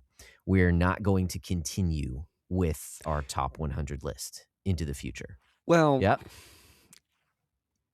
Yes, but also no. Because there you go. There's a wrinkle. We're replacing it with something else. Yes. And it's still 100 games. But it's Yes, I could see it extending out further than that. Well, honestly, but for right now, yeah, we're doing our top 100. You're right, a different way. We're doing 10 buckets of 10. Yeah. And so what it's going to be is it's going to be a collection of 10 top 10 lists. Or 10 lists of 10, because it might not even be top 10. And we're not 100% sure what all the buckets are going to be. Like, that's actually Josh and I need to have some conversations there. One of the things we actually want to avoid is genre lists. Just because we feel like that's a little reductive and too easy. It's not to say that those will never pop up, but and part of it is like the lists of 10, like when we say, like, there will only ever, I think, for a year be 10 lists featured. That doesn't mean that other 10 lists won't be available or whatever. And frankly, it'll be this whole thing will be a lot more dynamic. I can tell you. So the two that we're going to be unveiling tonight are the two primaries, and because Josh and I are the hosts, we feel that it's only kind of like right for we're two of the biggest voices in shaping this stuff. And so what we're going to do is we're going to present our two top 10 lists. So we're going to be talking about that, but I do want to take a couple minutes to like talk about this process.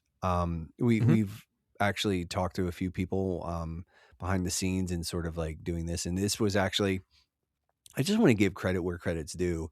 Cool. Is that I was talking to Parker, he's one of my best friends, and we were kind of talking about just and I was kind of actually just, I don't know how we got on the topic of the top 100, but I just said, it was probably like, it was a few weeks ago. And I said, oh yeah, we're going to be doing a top 100 list. And I kind of was like, I just don't know. It's like, cause it was always kind of like, they were fun episodes. And I'll tell you what, I think I had the most fun those first few years when we were really kind of like getting like, we were just like building this thing out. And it was a lot of fun to kind of like, go back and forth and try to place things and everything else. And I think as it became more established, and there was almost just like a lot of fatigue around it. And Yeah. and I think I think like too, like a top 100 list is actually not a bad thing, because like what we were Sure. trying to do in a way was maybe not establish a game's canon, Mhm. or like a canon of like the games, but it's like I think it's essentially that's what all of those, like the top 100 lists or the best games of all time lists, like what they're doing is they're trying to establish, like they're in a way, and maybe they wouldn't sort of claim this, but it's all sort of an attempt to help, at the very least, establish a canon of gaming. Like, Mhm. we have, like, there's the canon when it comes to literature. There's the canon when it comes to music and film and television, right? Like, we Mhm. all know, like, this is like the must watch. Like, these are the most important pieces. These are the most Yeah. relevant pieces. These are the most whatever. Um, and I think, like, because we are people who take seriously the idea that, video games are art. Sometimes it's just pop art, and sometimes it's not very good art, but like they are inherently artistic, and it is a Mhm. growing medium that is coming into its maturity. And at some point in time, we're going to have, like, as this medium grows, you're going to have that conversation. Like, what are the really foundational and truly essential pieces? And I think it's going to be fairly subjective, because like there's so many games and so many experiences, and it's just like you're never going to be able to like safely capture and categorize all of it.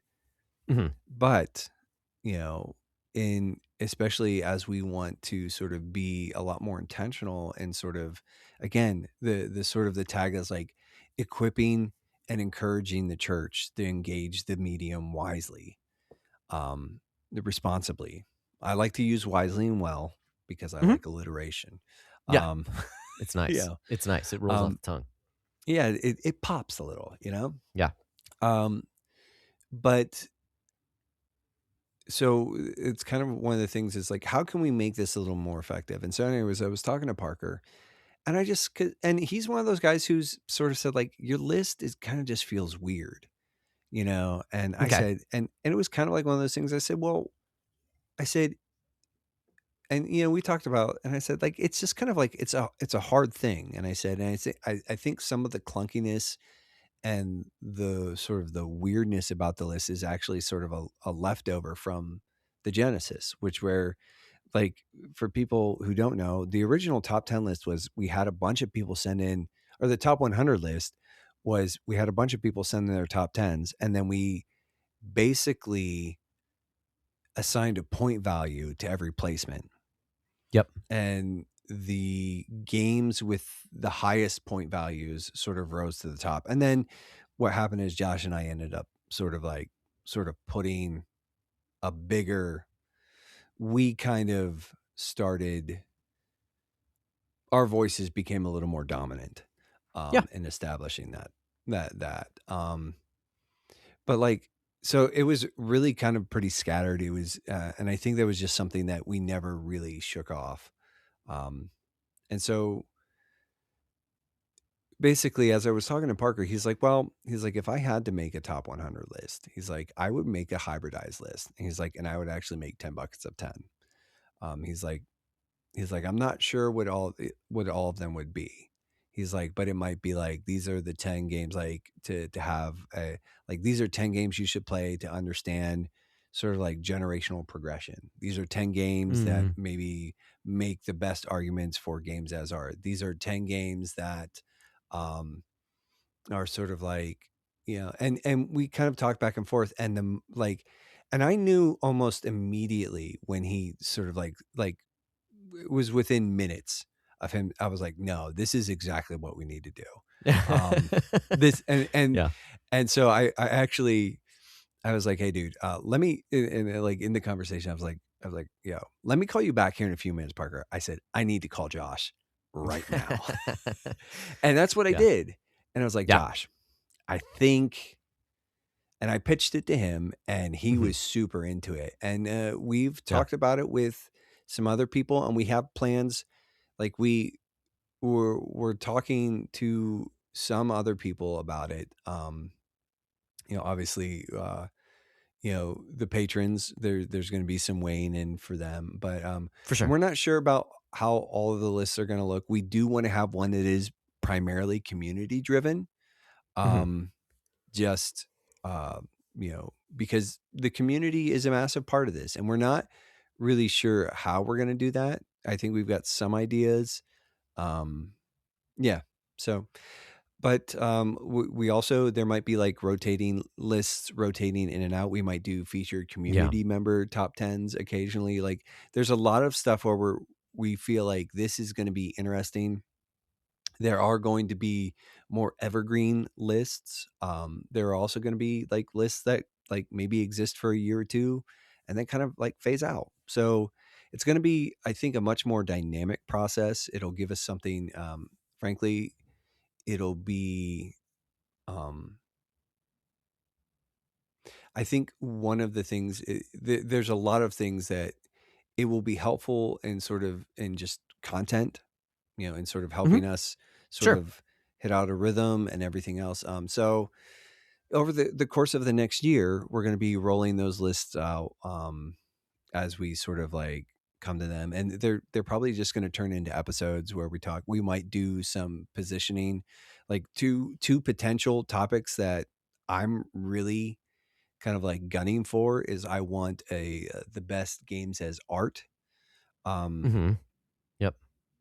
Like I want to generate a top 10 list of that.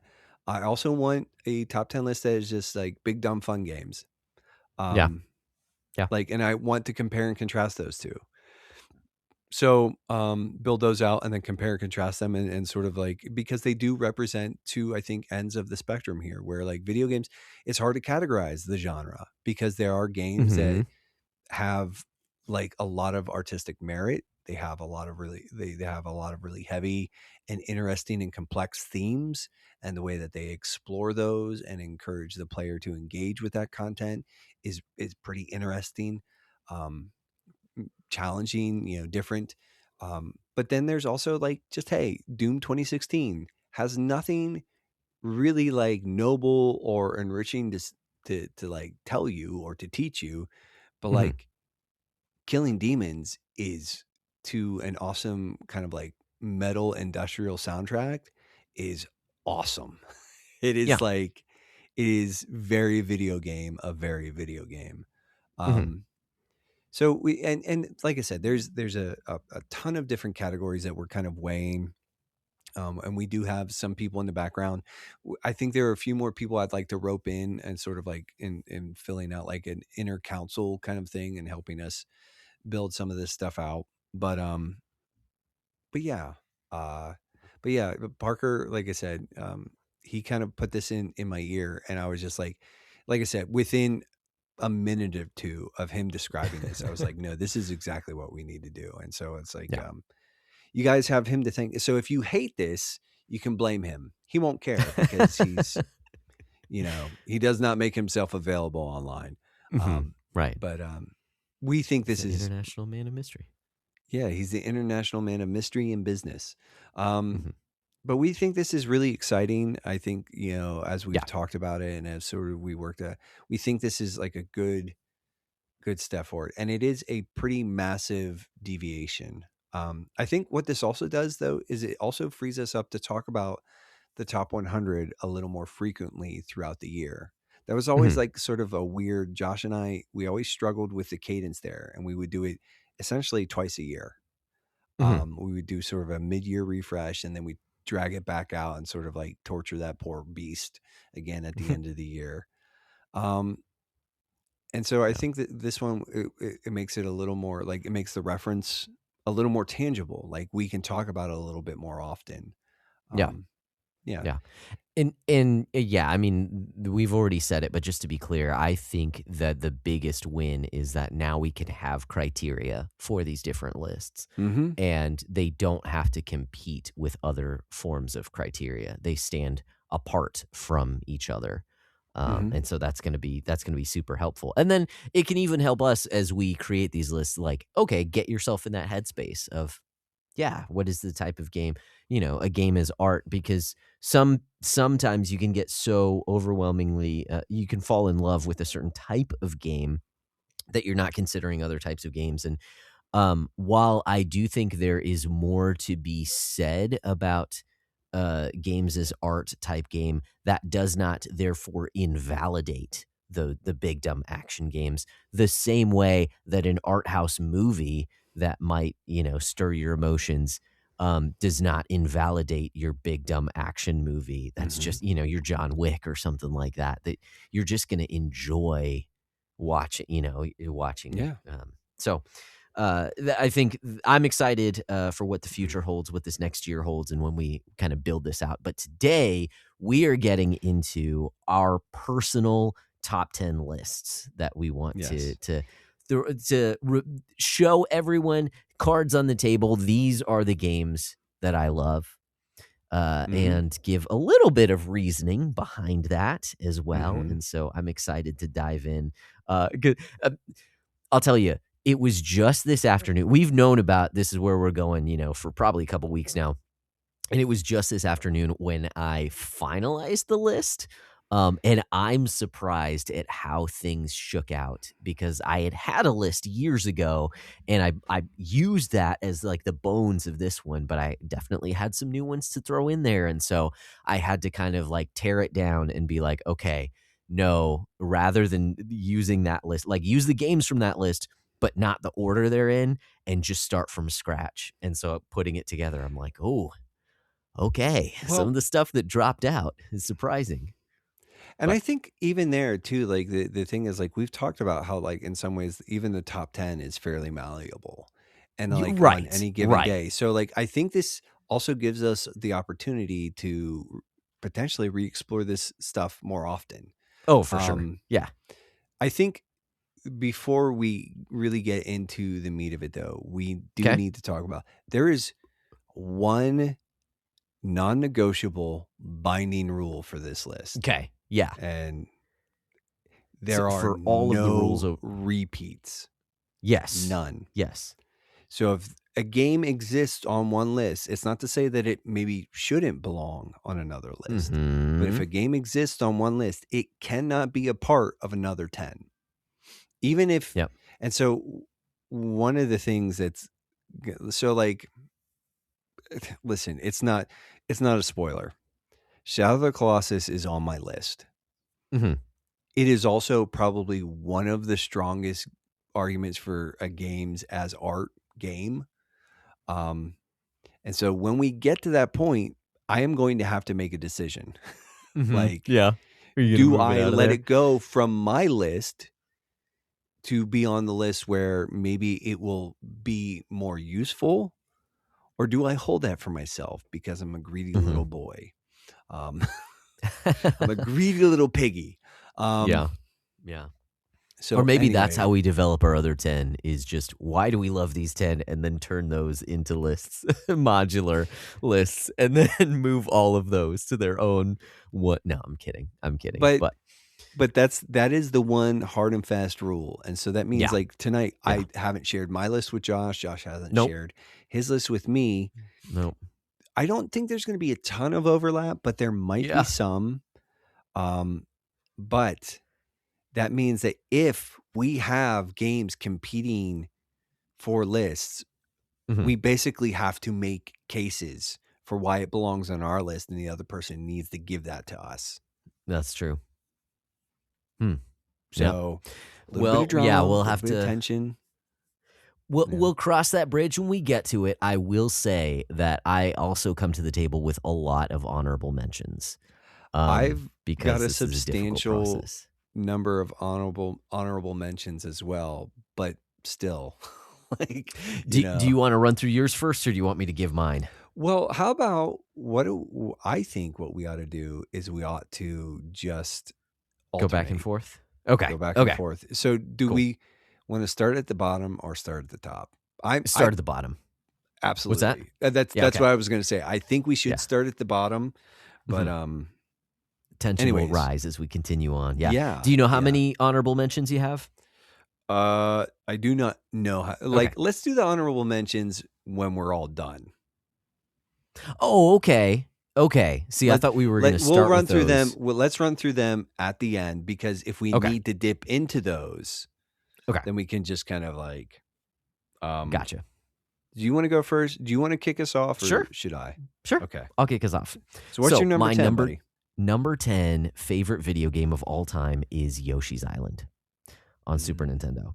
So Yoshi's Island is one of the most creative games that I've ever played. I think certainly for its time, but I think it still holds up. It has great music.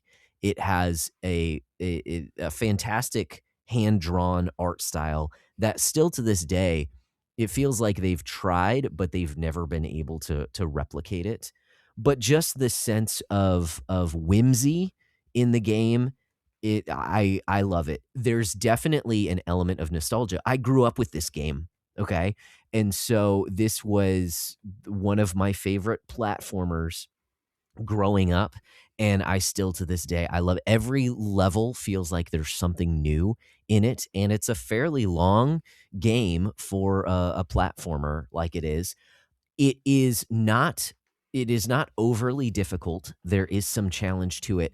However, once you start perfecting your way through the levels, you open up secret levels, and those are very difficult. So it does have a steep kind of difficulty curve towards the end of it if you want it. If you don't, you don't need it.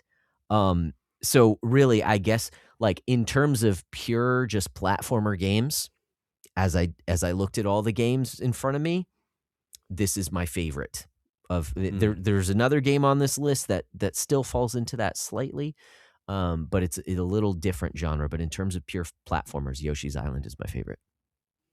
Sick. Okay. My number 10 is Final Fantasy IX. Nice. I make no bones about the fact that I think this is probably the best Final Fantasy. Okay. Or it's hard to say that. I think it's like right. To me, because it's like, what's the best Final Fantasy? I don't know. That's a really weird question to wrestle with. But because it's like, what do you want? It's sort of, that's like, what do you want out of your Final Fantasy? To me, this is like the purest and best expression of what Final Fantasy can and should be.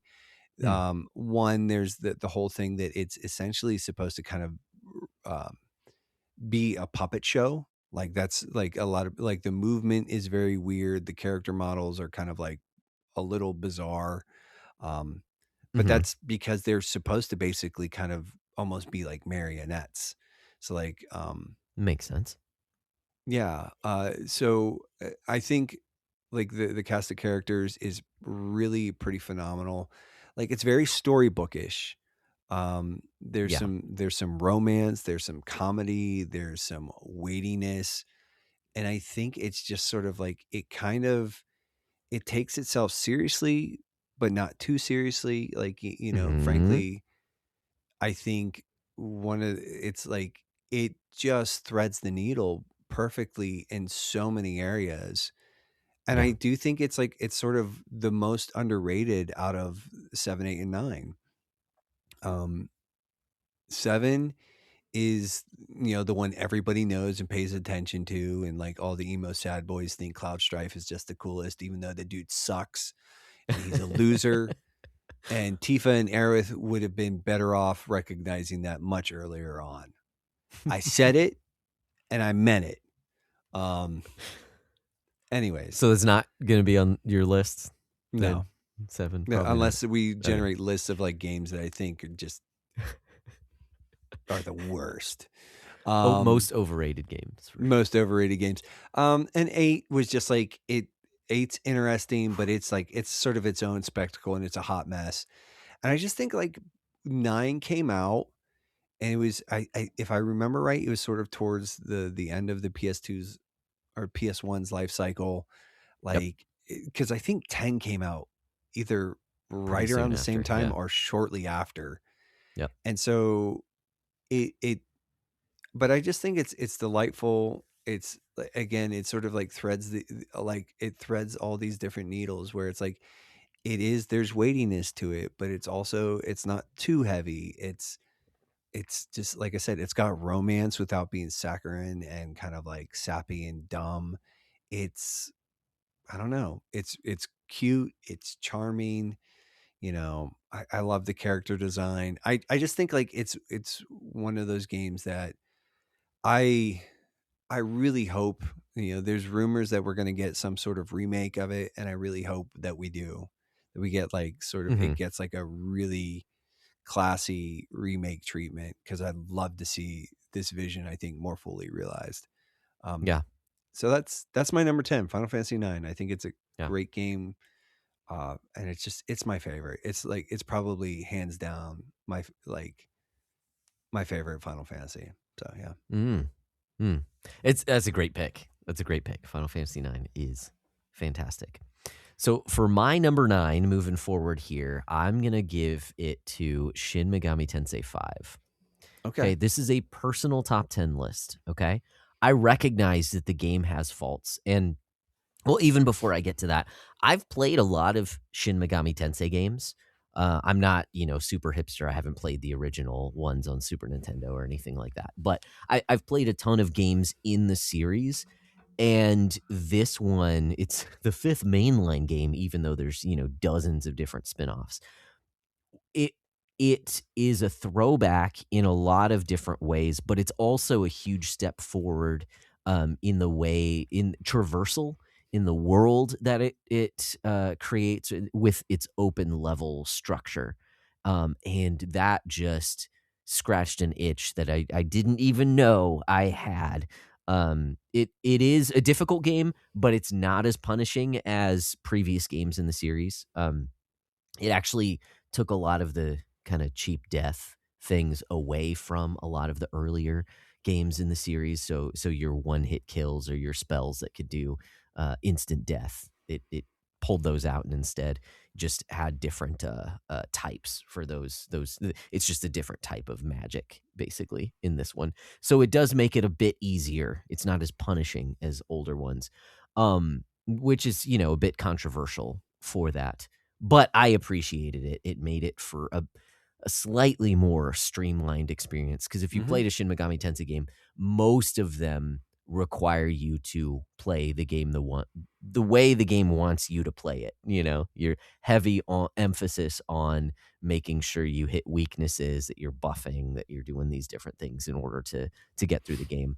And I love when a game is confident enough to like force you to have to get good at it, and not hold on to certain characters that you really enjoy, but continually fusing up better ones so that you can get the attacks that you need to and things like that. So um I recognize that there are flaws with the game, particularly in its story. I haven't played the newer version of it. However, I loved my time with the game, and because of all that, because the mechanics are so solid, because of the traversal, I loved like roaming around and fighting new demons, and getting them on my team and fusing new ones, and all that stuff. I really love this game, and so it's my number 9.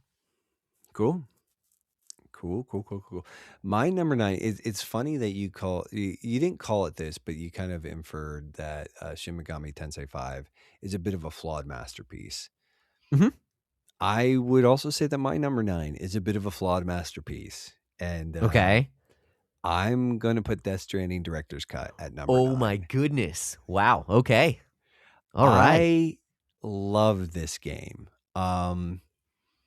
It was very much a slow burn up until the point where it wasn't. Mhm. And there are definitely some pacing issues. There's some weird Kojima isms. But the more I've sat back from this game, like one, I love the gamification of all the systems, like the weird sort of like balancing act that you do, like in traversal, and just how this game is so physics dependent.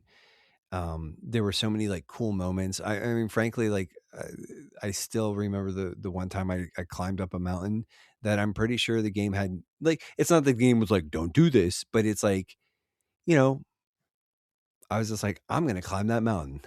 Like, I was like, and it was it was almost this sort of like, almost like beating a boss kind of experience when I finally got to the top and was like able to like go down the other side, having endured it. It was like, like one of those, like the dopamine hit. I think the music in this and the set pieces and everything else, they're just phenomenal. Um, and again, like I know that there are some qualms with like the narrative here, but I've sat back from this, and I'm not saying that those aren't unfair criticisms, but I'm starting to wonder. And I would need to play the game again and sort of maybe sit in it. But I'm wondering if it isn't almost more of a sort of Eastern versus Western style of narration, where a lot of times, like, if you look at like Miyazaki's work, right? Like Spirited Away, Princess Mononoke, like there's plot, but plot isn't really the point. It's almost Mhm. these sort of like meditations on these ideas, and they sort of keep bringing up the story, like the point. Like there's like these little like moral lessons, and they keep bringing those up in different ways and different angles. And I think that Kojima, what we're seeing, I think so. Some of the criticisms of like the game being sort of like not super coherent is that it's not super plot heavy, and that it is more of a series of meditations on connectedness and relationship. Um, and that you sort of like you're playing these little vignettes. And there is a theme, there is a story, there is a plot. But I don't think it's like the main point. And anyways, that's just sort of like my working theory. But I love this game, and it's just kind of a game that has sort of sat in the back of my head, and kind of I think about it sometimes. I'm like, man, like it was. Now, what I will specifically say is I'm saying the director's cut. I think the vanilla Okay. version, from what I've heard, the vanilla version, like the pacing problems are even worse in the vanilla version, which is may explain some of your frustration, because I think Sure. that's the version you played. Mhm. Where, and I like, there were parts where I was like, yeah, you need to kind of pick up the pace here. And and that was, I was playing the more streamlined, again, the director's cut version of the game. But Mhm. like I said, it's just one of those things where like I get why people don't like it. And it's definitely not a game for everybody, but it's very much a game for Nate.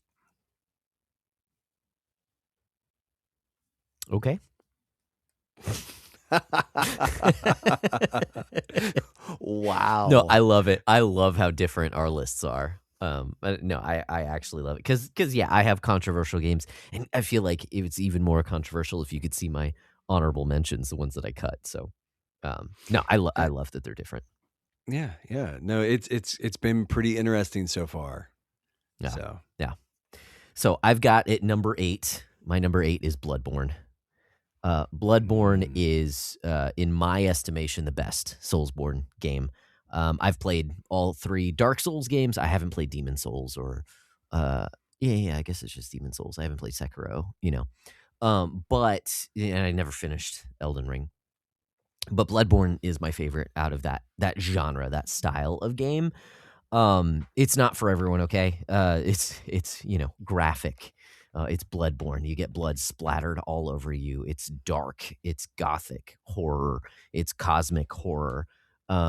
So if that offends your conscience, don't play it. Okay, right off the bat, very gory, very bloody. Um, I don't think it's well. I was gonna say it's not gratuitous in the way that like Mortal Kombat is gratuitous, but it is gratuitous in the way of like, oh, this enemy is just a lump of mangled flesh, and every once in a while it'll explode and viscera, will just go shooting out of the side of its body. So I don't know the proper term, but it's very graphically. There's lots of gore, not in the way that necessarily makes you feel bad. It just makes you feel gross, if that makes sense. I don't know. Anyways, um, so It's not for everyone. I totally understand that. And the story is very cryptic as well. But the mechanical depth of the game with all the different weapons that you can have, the different styles, the different way that you play it, between using your shotgun, using your weapons, switching out your weapons, using their different forms of the weapons. It has a depth to it. And the emphasis of Bloodborne specifically over the other Dark Souls is the aggressive nature, the way the game wants you to attack aggressively, and not that the other Dark Souls games lovingly refer to as turtling, which I would do in the other Dark Souls games, where you'd get behind your shield just to learn the patterns of the enemy. This one pushes you. And I think the more that I think about it, the darkness, the horror of this game combined with its aggressive nature, it forces you to have to face your fears. In every Dark Souls game, you're going to fight like a boss that's as big as a house, and it's going to be scary, and you're not going to know what they're going to do and how they're going to attack you. Bloodborne, as opposed to Dark Souls, instead of, okay, here's your shield, hide behind it for a little while, it's saying, no, there's this amazing, you can't even understand what you're fighting, but go do it. Like, run into the fray and fight and try your hardest and die and come back and do it again. And so I think it communicates even that idea of grit, of facing your fears over and over and over again. I think it communicates that actually better than the other Dark Souls games. While I still recognize it's not for everyone, it is my favorite. Number 8 for me is Bloodborne. I'm glad Bloodborne made it. I debated whether or not I should put it on my list. Yeah. But ultimately, I like that game. I don't know that I would say that I love it. So I'm glad it made it on the list. Like, that's cool. I don't know. I'm seeing like a weird parody here. Not parody, but parity. Mm-hmm. Parity for the listener. Because my next game, and this is kind of like the popcorn version of that, but like this is in some ways like my Bloodborne. In some ways, it's Destiny 2. Oh, wow. Okay. Wow. And what I would say, okay, is that it is a game that instead of like, it is kind of esoteric in the initial approach, right? There's a lot of like some of that is just because they've gutted the campaign, and there's significant parts of the game's history that are just like outside of like YouTube essays are completely inaccessible. So it's very like difficult for people to sort of be onboarded to that game. And I came to Destiny 2 late. I came even after they had vaulted all the Red War content, and Forsaken and all of that.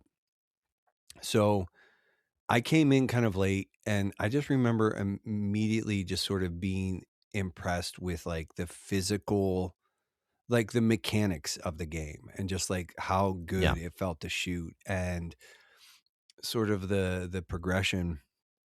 And so it kind of became this game that, I mean, I'm playing it again, and there's a lot. Now, what I will say is like, I think like the skill ceiling probably isn't as high as it is for Bloodborne, but I would say like top level play actually is pretty, like, it's pretty intense. It's pretty sweaty. And there's a level of mastery that I think like, the floor is pretty low, but the ceiling is actually, like, as far as just like learning how to play the game, but the ceiling is like fairly high. And so it's a game that I have put over 1,000 hours into. Oh man. We opened up the episode when we were doing the XP share stuff. Like I finally got the platinum, and that was actually like, I was like low key stoked. I wasn't like losing my mind, but I was like, holy crap, like it popped. I was like, I like, there was like one platinum that I really wanted, And I was like, no, I'm just probably never going to get it. And anyways, um, I love this game. In some ways, it is like big dumb fun, and in other ways, and it's just it's. But it's not to say there are problems. There are problems with the way they monetize this game. There are problems with just like, frankly, I think while Bungie, I'm going to say something that some people might not agree with me on, but they are allowed to be wrong. Uh, I don't think Bungie can tell a story, a really good story, to save their lives. And I think when they do it, it's sort of like they almost like do it by accident. The vast majority of the content that I've played in Destiny 2 is like fine. There are two outstanding pieces as far as story goes, Witch Queen and Final Shape. I think like those are pretty excellent. But again, like part of that is it's just like they just don't do a good job at like telling a coherent. And I think some of that is just I think some of that is a result of the fact that it is sort of it's supposed to be it's a games as a service game. It's a, the perpetually online kind of stuff. Right. And I think part of it is like the model that they've used where they rotate content out. And I just think but yeah, all that aside, I love that game. I love playing it. It's like it's sort of it's comfort food, but it's inaccessible comfort food. I don't know. It's like it's a game that I feel really bad recommending to anybody because like I just know like the buy-in's going to be fairly just even from a time, investment is going to be substantial to really but I think it's yeah. There's a reason I'm playing it again still. Yeah. So it really is like currently like it's so my number 8 is Destiny 2. Destiny 2. Nice. That's cool. I'm surprised to hear it just because it was never like huge on the list when it was top 100. So, but I can say the same for some of my games. But that's cool. Yeah, it would. Well, I know. I think even thinking about the top 100, like I just never felt good about advocating. Like I love the game. Yeah. I love playing Yeah. it. I just never felt really good about like pushing it higher because, Right. like, frankly, I don't think it. Like, if you're doing like a top 100, it's not gonna be, and it shouldn't be in the top 10. Yep. It probably shouldn't even be in the top 30. But the personal lists, all bets are off. These are just personally our favorite games. And here's one that you will probably disagree with, but don't care because it's my list. This is The Legend of Zelda. Breath of the Wild is my number 7. And this could be Tears of the Kingdom. However, when I sit down, when I think about it, Breath of the Wild created a world that I just wanted to be in. And I think more so than Tears of the Kingdom, I just wanted to be in that world. I love just roaming around because there were secrets under every rock, everywhere that you go. It's not a perfect game. I like how they do some things in Tears of the Kingdom better. But I really like this formula of Zelda, and I really just love, going around in that open world and finding, just exploring and finding new things. I remember specifically times when I was playing the game when I would just be driving, somewhere across town or something like that, and I'd look out and I'd see, a park or a field or something like that. And I was like, I want to just go explore there, thinking about the game, but like it made the real world more alive, if that makes any sense. Like I want to go out into the woods and just like have fun in the woods, use my imagination or whatever. Because it's something I've experienced attack in that wildlife game. with weapons made out of saltines. Exactly. Yes. Yeah. Because otherwise, you'd be crazy. You'd be jailed if you used real weapons. But, yeah. And I mean, I was playing it, when my second kid was born. So there's some of that tied into that time. But it doesn't matter. That's why it's on this list, is because it just created a world that I love to be in and go back to. So Breath of the Wild is my number 7 favorite game of all time. Frankly, I'm a little. The only thing I'm surprised is that feels like a little low to me. Like I You know think that so? I would have.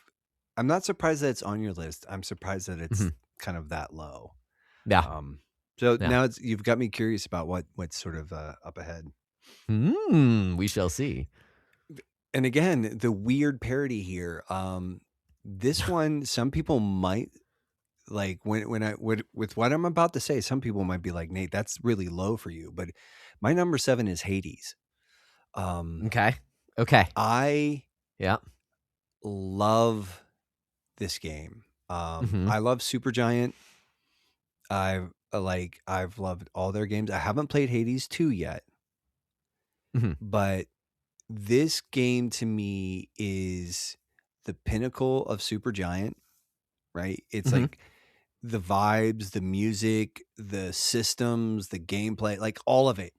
Like just it just hammers it. It's like it is just an immaculate experience across the board for me. Mhm. It's kind of like it to me. It's very much like one of those games. Like we talk about how like it's a game where I constantly was like, I need to go to bed, but it's like I'll do one more run. I'll do one Yep. more run. Yep. I'll do one Yeah, it more is. run. I'll do one more run.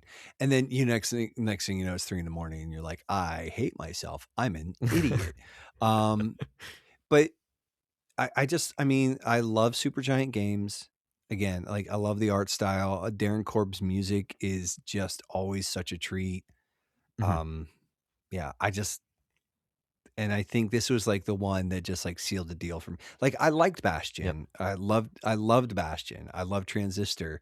Pyre, I'm middling on. I know some people are like, "Oh, it's the best one." And I'm like, "You're on drugs, man. There's no way." Like it's cool.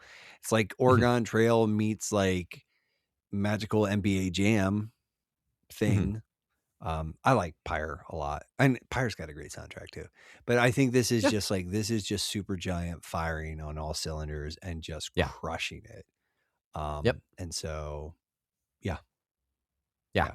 yeah, that's my number So 7. Hades, nice.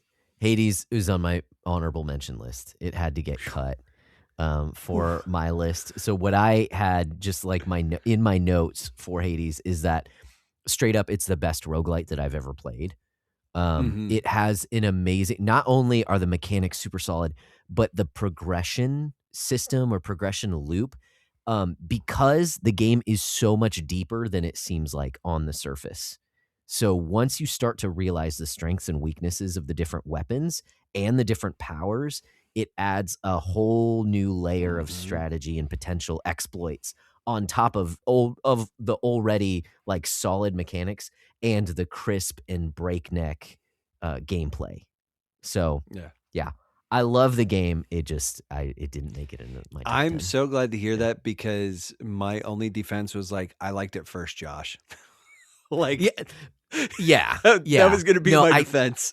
Right. I think I would have given it to you for that reason too, because you played it and loved it before I played it and loved it. So it is more of a Nate game. I'm so glad but that we don't have I to still fight love over it. that one. Because we might have to fight over some. Who knows? We'll see. Okay, so next up we're number 6. Okay, number 6 for me is Mega Man X. Mega Man X is this one's the one that I was talking about that was like, I guess you could consider it a platformer. It's a run and gun platform. It's a Mega Man game. So It's an action maybe. platformer. That's how I would like it's much more about like the platforming is there, but it's much more about like it's just more action dependent.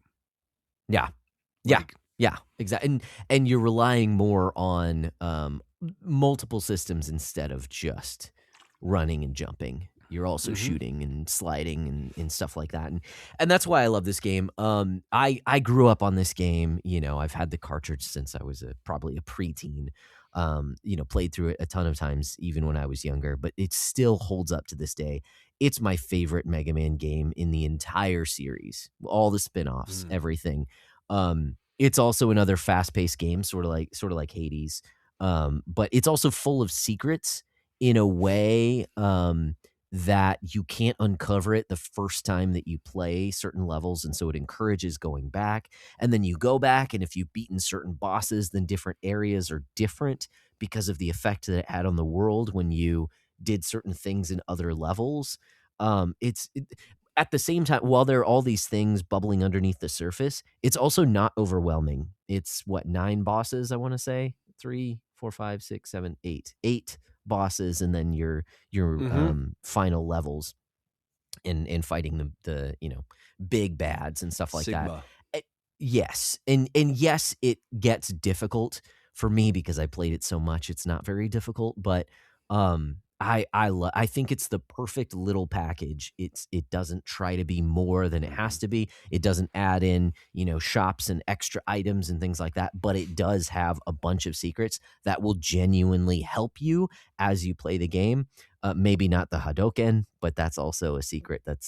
You weren't really supposed to find it. It was more of an Easter egg than really something that's supposed to be playable.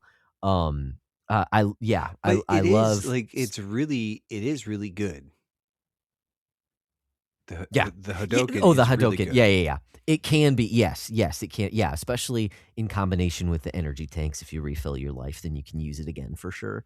Yeah, I think it has a great selection of bosses. I love the bosses in the game, and even the abilities. They're mostly good in this game. So I love it. I think it's the best Mega Man game, and it's my favorite. So Mega Man X is my number 6. Yeah, I remember playing that. It was either last year or the year before, and just really being pretty charmed by it. Like Mega Man X, like listen, I love OG Mega Man, but Mega Man X is just way cooler looking. Like Mega Man X, and the and you get sprite the different work parts. Yeah, and the sprite work is like just drop dead gorgeous in that game. How did I not mention the music? The music is fantastic as well. The music is a rip. Yeah. So that's a good one. My number 6 is Valkyrie Profile Lenneth. Okay. This is like some deep cut territory. I mean, I've talked about this game several times. Like, it was a game that for years I kind of stressed. Like, I would have, and actually probably would have made an argument for it to belong on the top 10 because it is now playable on current hardware. But originally, like, I had a real problem with that because it just wasn't available. That was like sort of like the top 100 was like a different beast because some of that was like one of the criteria was like it has to be playable in some way, shape, or form, or fairly like access was a big concern. And with this, it's like, I don't care. Accessibility is what it is, but it is, again, it's available on modern consoles. So,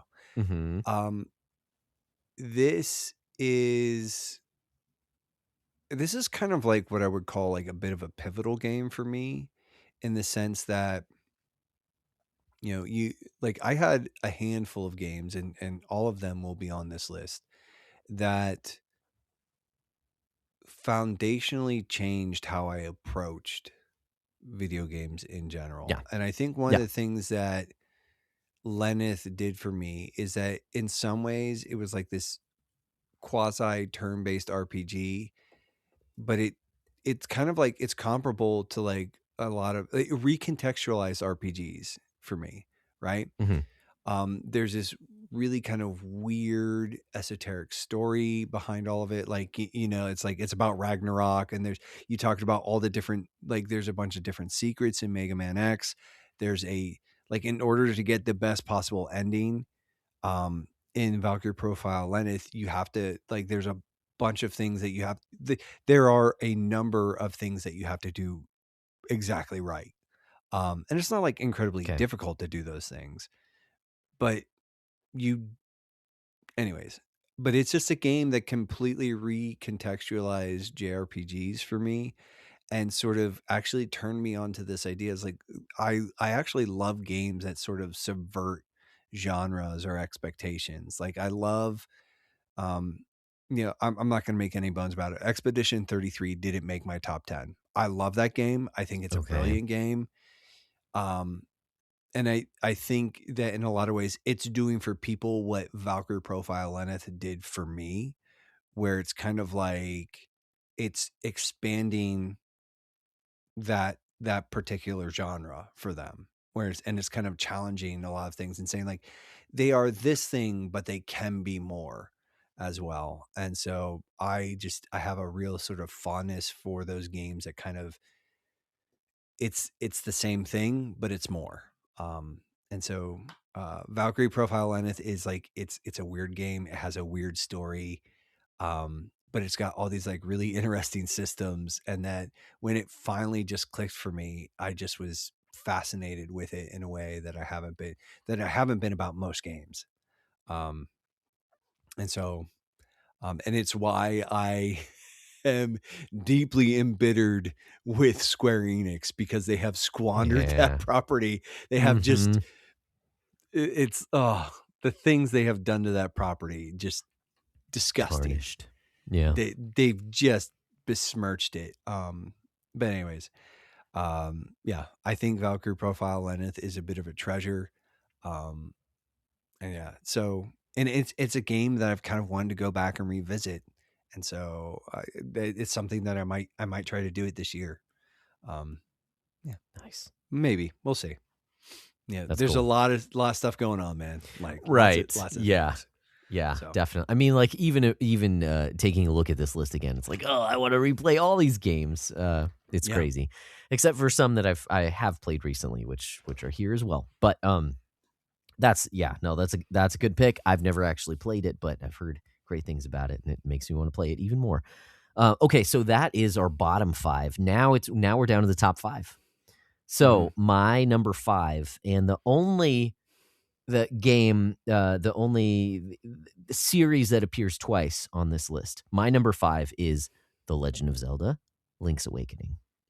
I love Link's Awakening. It was my first foray into the Legend of Zelda games. So it was formative in having me understand even kind of this idea of what an adventure game is. But as I look at the game today, I just think this game is perfectly balanced. It's sprawling. You know, you have this whole world to explore, but it's also a bite-sized world. So yes, you have tons of places to go, but it is in a handheld format, so it's not unwieldy.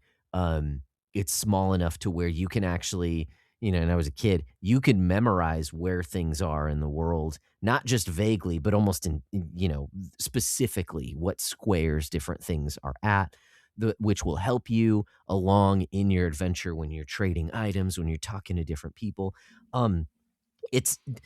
I think the tone of this game is endearing. I love how wacky it is, but wacky doesn't sum it up well, because there's a real heart behind it. I'd say I'd use the word whimsy. It's Yeah. whimsical. Yes. Yeah. Mm-hmm. I agree. It is whimsical, and it has references to other games, and for people who know video games more. When I first played this game, I didn't have much of a reference to some of the things that are in this game. But it even references a title. There's a character from The Frog for Whom the Bell Tolls, which is a Japanese only game. So I love Link's Awakening. I do think there's some difficulty, in the game. It's of its time.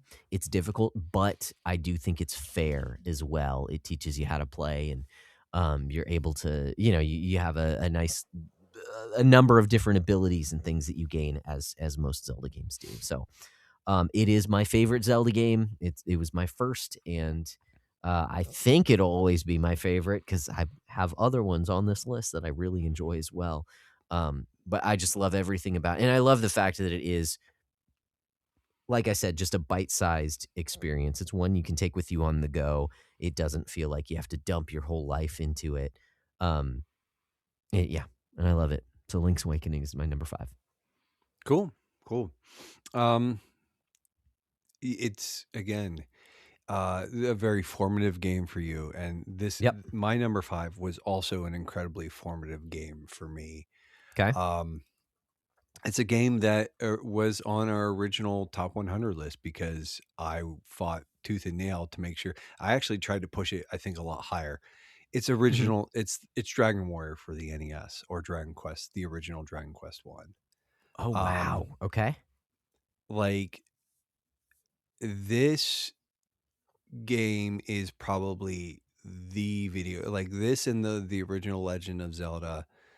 Those two games are probably single-handedly responsible for me really falling in love with the medium. I yeah, the original like Dragon Warrior, original Dragon Quest 1, whatever. I'm just going to call it. I don't know. I haven't played the remake, but it is one of those things that I'm kind of like very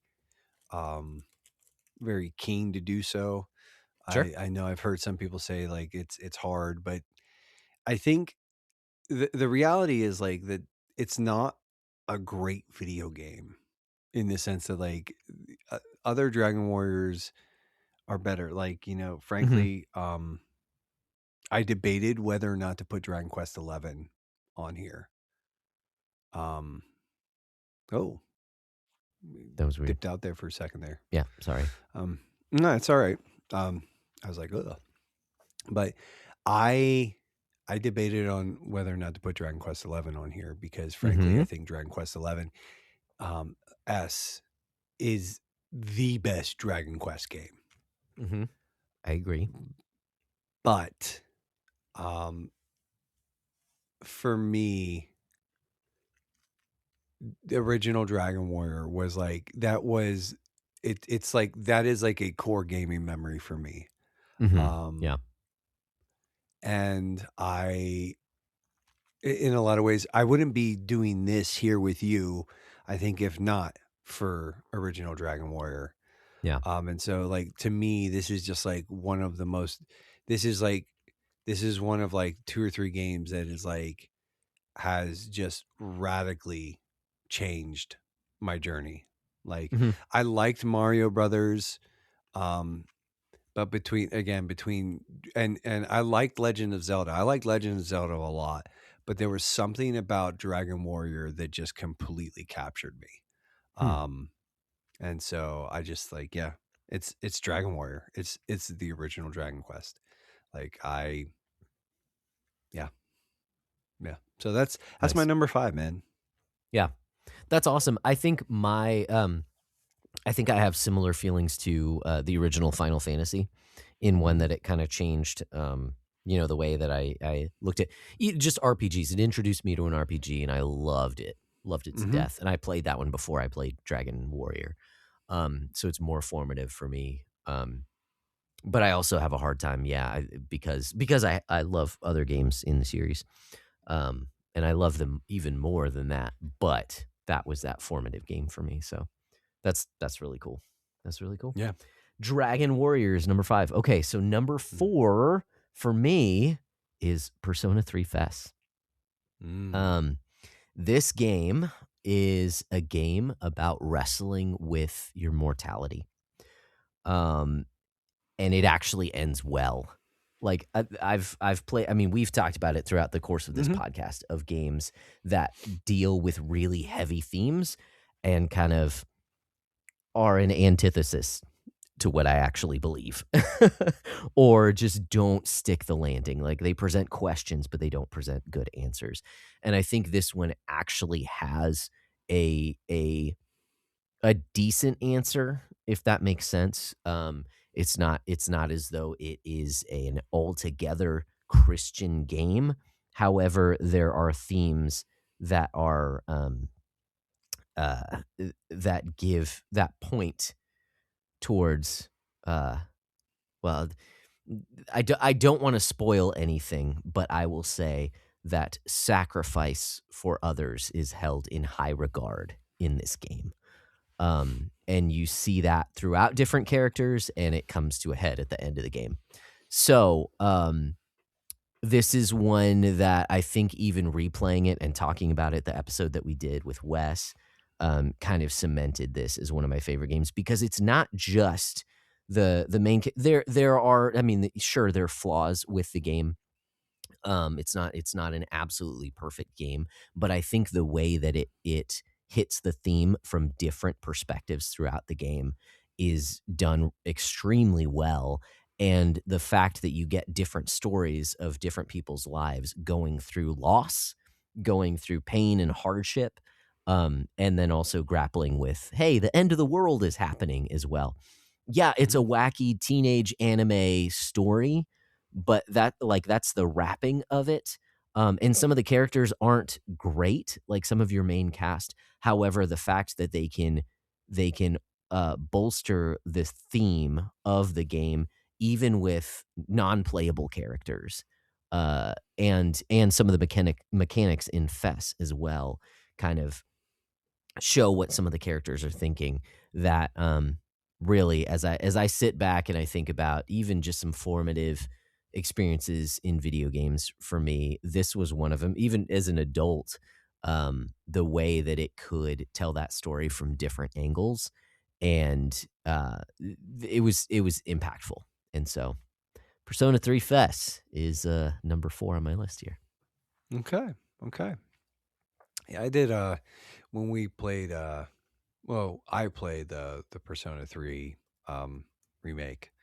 Mm-hmm. And it's probably my favorite Persona game. It's an amazing cast. I think like the subject matter is it's a good one. That is a good one. I like it. So you went a little dark. I did, yeah. I'm gonna go even darker. My number 4 is Dead Space, dude. Okay. Now I was like, what? You're telling me?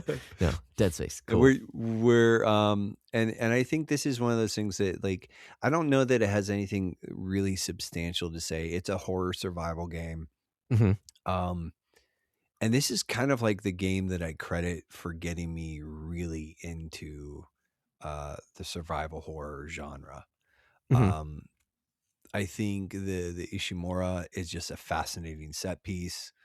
The I forget, they're not xenomorphs. Oh, whatever, the space zombie necromorphs. There you go. I knew it was morph. Yeah, necromorph. They're a really fascinating enemy, and just like the way that you dispatch them is not by, it's like the game is like, no, you actually need to blow off their limbs.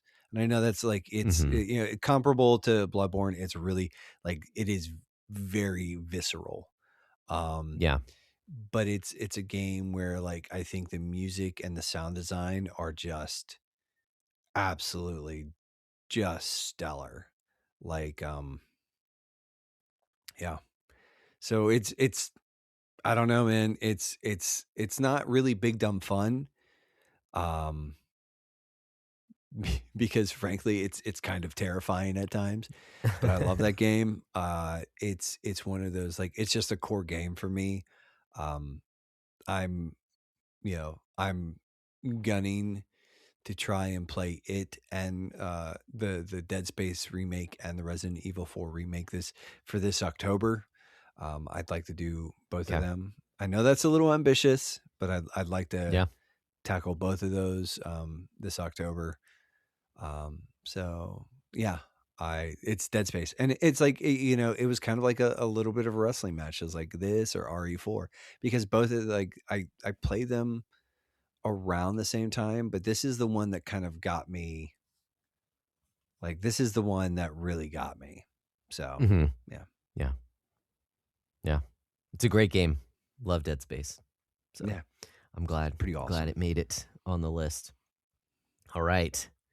Number 3 for me, and I'm surprised to even hear myself say it. Number 3 for me is Final Fantasy VI. Okay. Final Fantasy VI is, well, if you know me in the past, I've always wrestled with it as my number 1 game. But as I made this list, it has now seated itself at number 3. Final Fantasy VI has amazing music. It has a fantastic cast of characters.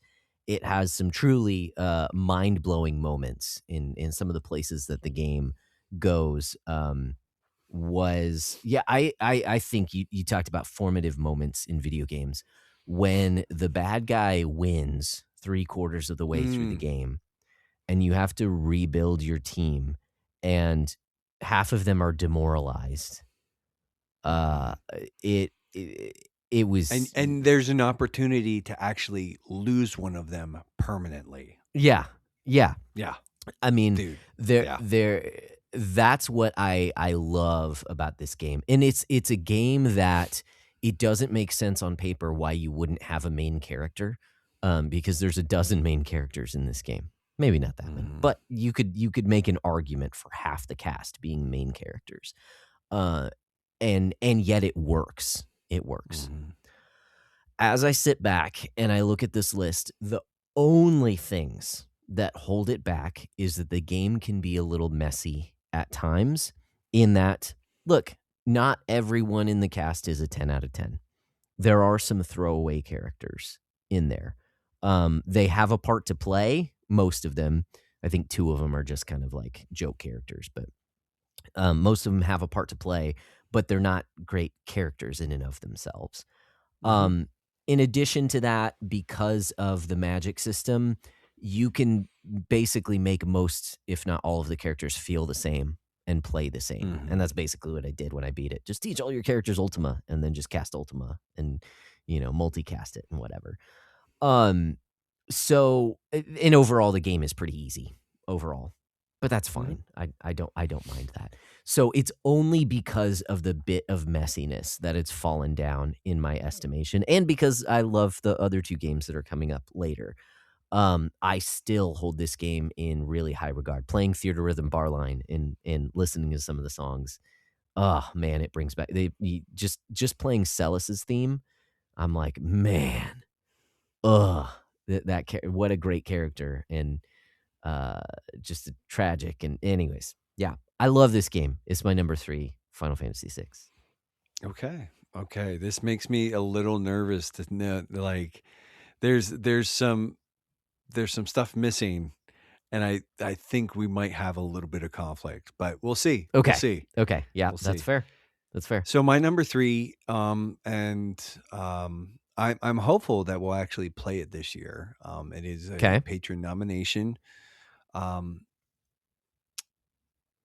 But I would be remiss. Like there's a franchise that I've kind of like I've talked about, like, but it's Legend of Zelda Wind Waker. And okay, yep. Like for me, this is kind of like one, like the series, like Legend of Zelda. Again, it's a formative series for me, but I think Wind Waker is just like the high water mark. And I know that you really like Breath of the Wild and Tears of the Kingdom, but like and I'm not trying to be. But there was like when they originally debuted Toon Link, there was a lot of like, oh, this sucks. This is like, and it's like, I actually thought like the character design was fairly charming. I wasn't thrilled about it because, like, yeah, of course, like you want like a more realistic Link, right? Like that's kind of like that's where just like everything was trending. But I remember sort of like not hating it, thinking, oh, like this is kind of cute. It reminded me a lot of like Saturday morning cartoons kind of thing. And I actually, like, the more I played it, I was like, no, I actually really like this vibe.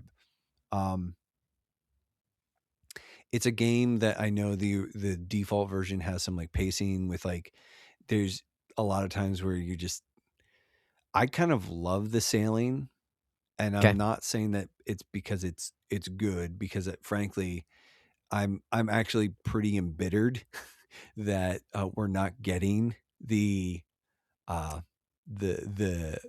def remake from the Wii U era. The Wii U, yeah. Because like there was basically quality of life stuff that they introduced to circumvent, like to basically deal with the problems. Sure. But yeah, I love Wind Waker. I think, when again, the models are gorgeous. I think it just sort of is like, it is the high watermark for Legend of Zelda. And it's like, I really struggled with Twilight Princess, because like I recognize like the epic nature of it and everything else, but it just felt like too much. You know, like when I was talking about Final Fantasy IX, right? I get that. And I said, like, there's sort of a whimsy to it. It takes itself seriously, but not too seriously. I think, again, Wind Waker kind of does that thing where it's like, it takes itself seriously. There are real stakes, but there's also like a sort of a lightness and a sweetness to it that I think can't be overstated. So I would say like there are sequences that are really like drawn out and you're like, oh, I wish they had done this better. You know, or Sure. not maybe even sequences, but like there's a specific part of the game that I'm thinking about where I'm just like, oh, I'm not looking. Oh yeah, like, yeah. Mm-hmm. But anyways, I love that game. I think, and even sort of like, you know, with the sailing thing there is, and I've said this before about this game, but I think there's something sort of really special about like almost the loneliness that the game. Yes, you have the is it the Red King, or the Red Lion is the name of the boat. You have the Red Lion, and it's a magic boat, and it docks to you. Spoilers, but like there's sort of something really to me pressing and kind of not oppressing, just pressing. Like it just kind of like pushes into you a little bit, like the lonely, like it captures sort of like the loneliness of like being on the high seas kind of thing. I don't know. I've never been on the high seas, so maybe it's just like, but I don't know. It just, that game does a few things, and I think it just kind of like it's a game that just hits me. And again, it's sort of like it's very Legend of Zelda, but it's also wildly different than anything that came before it. Like, you know, so yeah, it's Wind Waker, man. Yeah, and Wind Waker is great. That's a great choice. It's a great choice. And even now I get what you're saying, like taking a look at these lists, because you've already mentioned what one of the games is going to be, and so I'm wondering where, if and when our fight is going to break out over one of these next games. But as we climb to the top here, my number 2 favorite game of all time is Xenoblade Chronicles 3. Xenoblade Chronicles 3. We're dodging a bullet here. We're dodging a bullet. Well, I don't know about that. We'll like, see. It depends on what your number 2 is, because your number 2 might be my number 1. That's what I'm. I think I'm a little scared that it might be. Xenoblade Chronicles 3. There's so much to say about it, but what it all boils down to is I think it is the best told story in any video game that I've ever played. The way that the story unfolds, the way that the characters grow, the way that you have lots of different antagonists throughout the campaign that all are sympathetic to a point, but they're still evil. It's not the sympathetic villain that you know, therefore they should just get a hug and then they'll be a good guy. No, no, they're still evil, but you understand why they're evil and why they make the decision that they made. And it, and it's just done so well. It's an enormous game. It takes a long time to finish, and throughout that long time, it builds upon itself. That it takes that time to suss out the characters and the themes that are going on. So, it might not be the best story ever told, but it's ever in video games, but it is the best told story. The way that it kind of builds the story. I was going to say drip feeds the story, but that makes it sound negative. The way that it continuously builds, even as you stop, to rest for an evening and you have conversations just among your 6-character party.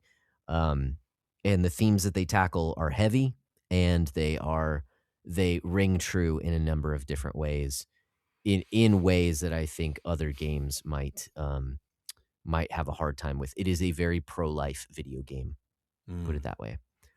In which is funny in a game where your characters only have 10 years to live, and then you find out later what happens to them. So, anyways, Xenoblade Chronicles 3 is a fantastic experience. It's my number 2 favorite game of all time. So this is the kind of do or die moment, and we're about to find out if there's going to be conflict and drama. Yeah. Let's just take a moment to let the tension. I'm afraid there is. Okay. I'm afraid my there number is. 2 is arguably the greatest RPG of all time. Yep. It's Chrono Trigger. Yes, it is. Oh. Yep.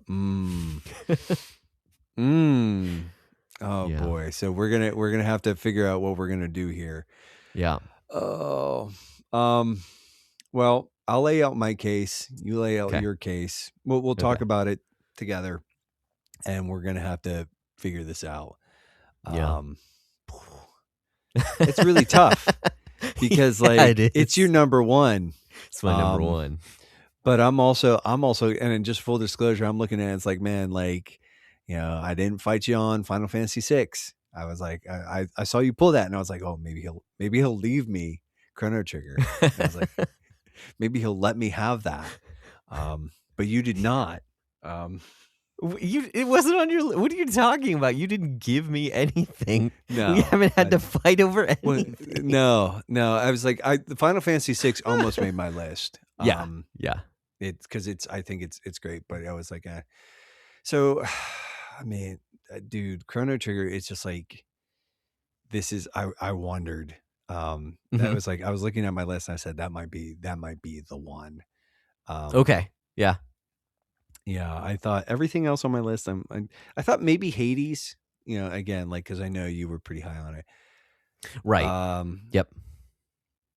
This is just I think it sort of is just absolutely the best RPG of all time, and it's not because it's super profound or in depth. I think on it, it's actually pretty simple. There are a lot of moving parts, but it's not that complex. I also think the fact it's short and sweet. It's 20 hours to beat it. Yep. It's highly replayable, but then there's all the interesting wrinkles with just, again, sort of the time and everything else. And it's just kind of, it's a perfect encapsulation of that era, which in some ways I think really was the high water mark for turn-based RPGs. I think there's a reason why people sort of, I wouldn't say clamor, but I think everybody who's ever been a Square Enix fan is just desperately waiting for some sort of Chrono Trigger remake. I mean, it was oh, daggone it. It was the dream team. Sakamoto, Sakamoto, Sakaguchi.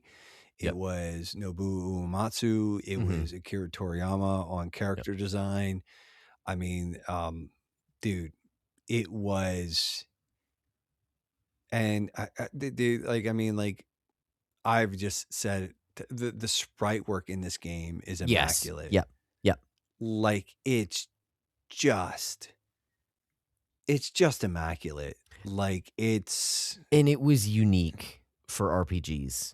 It didn't have the Final Fantasy style of kind of the blocky characters, which I love as well, but it did something different and knocked it out. It did something with placement, your placement on the screen, mattered. The enemy's placement on the screen mattered. Active turn battle actually meant something. It was just, oh, dude, it was so good. I think and there were so many things I remember when you get introduced to the combos, the cross combos, where it's you can pair up double and text. do, dude. And then when it's oh, there's triptychs too. Yeah. There's and you're what? I need and to then learn it's all of these. Yeah. And if you have this item, you can actually, and there are triptychs that are hidden, triple texts that are hidden. But that you need to have certain items, and it's just oh, dude, it was just like the coolest game. Yeah. And I mean, the design is perfect on it. Like, it's just, yeah, man. So now, yeah. I mean, I could echo all of those sentiments. It's so true. What I have just written down in my notes is that everything in this game fits so perfectly. That there's no wasted time. There's no, sections where it's like, oh, this is a little blight on the rest of the game. Like, no, it all works together. You mentioned the pixel art, and I think both. That's what I've written down is the art for this game. Both the illustrations and the pixel design is so good. The way that they translate it to pixels, and so I'm afraid of when they inevitably remake the game. Of like, is it gonna have the same charm? I don't know, because this one is just so perfect as it is. Music is amazing. What's it? Yoshinori Mitsuda? No, is that his name? Yoshinori? I don't remember. Is it Mitsuda? Or is that the Final Fantasy Tactics guy? I could be wrong. I think that's the Tactics guy, but I'm not 100% on any. Oh yeah, Yasunori Mitsuda. Yes, that is his name.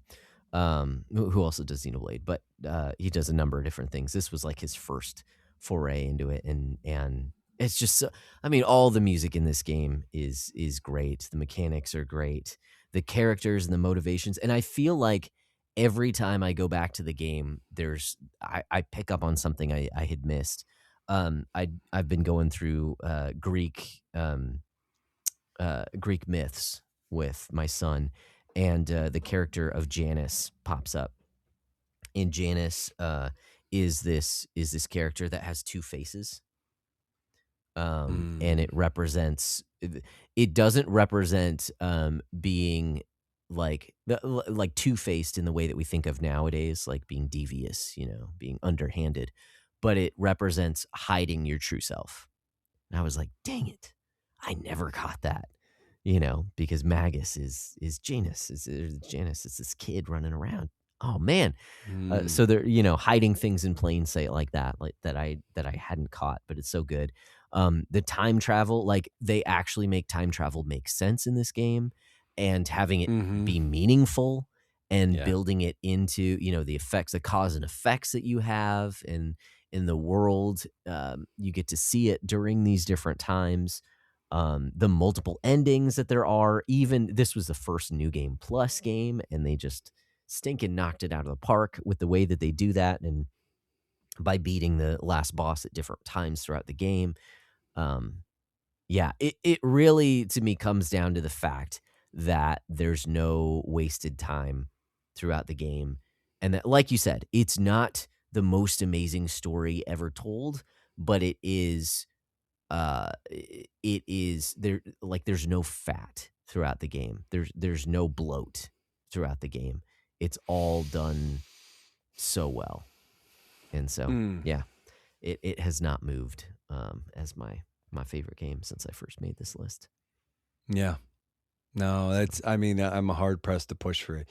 The one thing I will sort of say is, like, it'll be interesting, because I think one of the potential categories that we are talking about is like the game. So like the best RPG, and I'm wondering, like, if, like, we'll have to, like, at that, I could see at that point having it vacate my list from my top one, and then we would both be at, then we'd both have to give it up at that point. But you're gonna have to give it up today, but then next time I think because it is your number one game, and I mean, I was tempted to be like, dude, your list is so JRPG heavy. Just let me have a couple. Is, Like, it was like, why don't you give me this one? I'll take like the best one, and you can have the rest of that tripe. Yeah. It just feels wrong to debut my list when number one isn't on there. Yeah, no. And like I said, but I mean, it's a number two for you. So I think it, like, that it was like, I was like, oh, we're dodging bullets. And then as we got closer to the top, I was like, oh no, it's inevitable. This is. It's like, this is the conflict. So Jeepers cats. So now we're gonna have to like I'm gonna have to do something here. I do have runners up, and I've gotta like think about this, but I'm just gonna take a second here. I'm gonna my number one is obviously Shadow of the Colossus. Like I said it was on my list. I think this is like the game that has single-handedly really defined my relationships with games more than any other game. I love the sort of the design by deletion, where it's just you just keep like you basically like, and when the design philosophies of this game was like they build out all sorts of stuff, and they just kept taking away pieces and kept taking away pieces and kept taking away pieces, and then what you get at the end is this like super clean, super minimal sort of thing. The storytelling is interesting, it's a little esoteric, it's not even inaccessible, but like there's a kind of like this grand mystery, and then just the way that the game sort of like, even from the very beginning, where it's like, you come across that first colossi, and you're just like, or the first colossus really, and like you're climbing it, and it's like it's sort of this adventure, and then you kill it, and it's like, oh, I don't like the way that this feels. Like this, everything just kind of like feels off, and just like the way that the game, I think it's kind of like, I think if we do a games as art list, it's going to be really hard for me to like let go of it. Because I do think it is single-handedly one of the best, if not the best, sort of like example of like games as art. It's pretty easily, I think, not the earliest. I think there were probably other like, games that were probably venturing into this stuff, but I think it's like one of the earliest best. It's one of the best earliest examples. Like, there are probably games before this that were trying to sort of like wrestle with this and ask questions of this, but I think this just early on, this game, like the PS2 version of this game, established itself as sort of being noteworthy. And I think with the PS4 remake and everything else, it's just and I think there's something to be said about the subtlety. Like, it doesn't bash you over the head because there are other games that are much more preachy about, oh, you shouldn't actually be shooting people. You shouldn't actually want to fight people in a video game. And I think there's some subtlety here that, like, again, it's that sympathetic character. Like, you understand why he made his decisions. Not good decisions. Not a good character. But you understand why. Like, and I think like it's just it's kind of a really masterful game in the sense that, like, because like even sort of like those, like, I remember talking about this with Micah years ago, and it just like the music in this, and it's like that first time that you get like that first Colossus again, like it's like this like swell, and it's like adventurous, and it's like, oh, here's the big challenge, and then after you do the deed, it gets real melancholy, and you're like, what do you do? Don't do that. It's like, don't make that sound. Like, no. And it's like, and then things kind of happen the way they do, and you're like, oh, I don't feel very good about this. And so okay. Oh boy. I wonder if that's my number one. That's my number one. Oh, now I gotta think here. Figure out how we're gonna do it. Well, while you're thinking about that, should I share my runners up? Yeah, good. Kind of run through your runners up here. So I've got 6 of them because I'm insane. And I like your dig that it's our JRPG heavy, which, hey, the first one's a JRPG. It's Octopath Traveler. I love the game. It probably has the best modernized JRPG mechanics like, I love the break and boost system. I love the jobs and then even the double jobs that you get later on. The game has one of my favorite soundtracks of all time. But I also admit it is rough around the edges with its story content and even with that final boss rush. So it has its problems, but it is near and dear to my heart. And I love it. And I'm going to play its sequel in the coming year. So, which I've heard is even better. So maybe that one will make the list and we'll have to kick something off. I don't know. Dude, I've actually been hearing things about Zero. Yeah? I've heard like there are a lot of people who are like, nope, this is the best one. Really? We can talk about it later, but it's because it's part of the problem with Octopath is that the fact that like it's 8 separate stories, right? And I think there's just sort of a problem, especially in the first one, in bringing those all together and making them feel like it's a coherent narrative. There's like some weirdness there, and it's because of like the way that the game's built. But Zero doesn't have that problem because it isn't quite like that. But anyways, right, yeah, nice. Next runner-up and honorable mention, which is kind of funny that it wasn't on our list because it was our number one. Back when we had the top 100, is Super Mario Brothers 3. Okay. You mentioned before we started the list of evergreen games, and I think this is like the pinnacle, like absolutely it is the evergreen game. Yeah. I think it also works as a great introduction to video games. My son loves the game. He hasn't beaten it, but he's played a bunch of it, and so because Yoshi's Island wasn't technically a Mario game until it came to America. It's not actually Super Mario World 2. They just called that in America to get some more sales. Super Mario Bros. 3 is technically my favorite Mario game.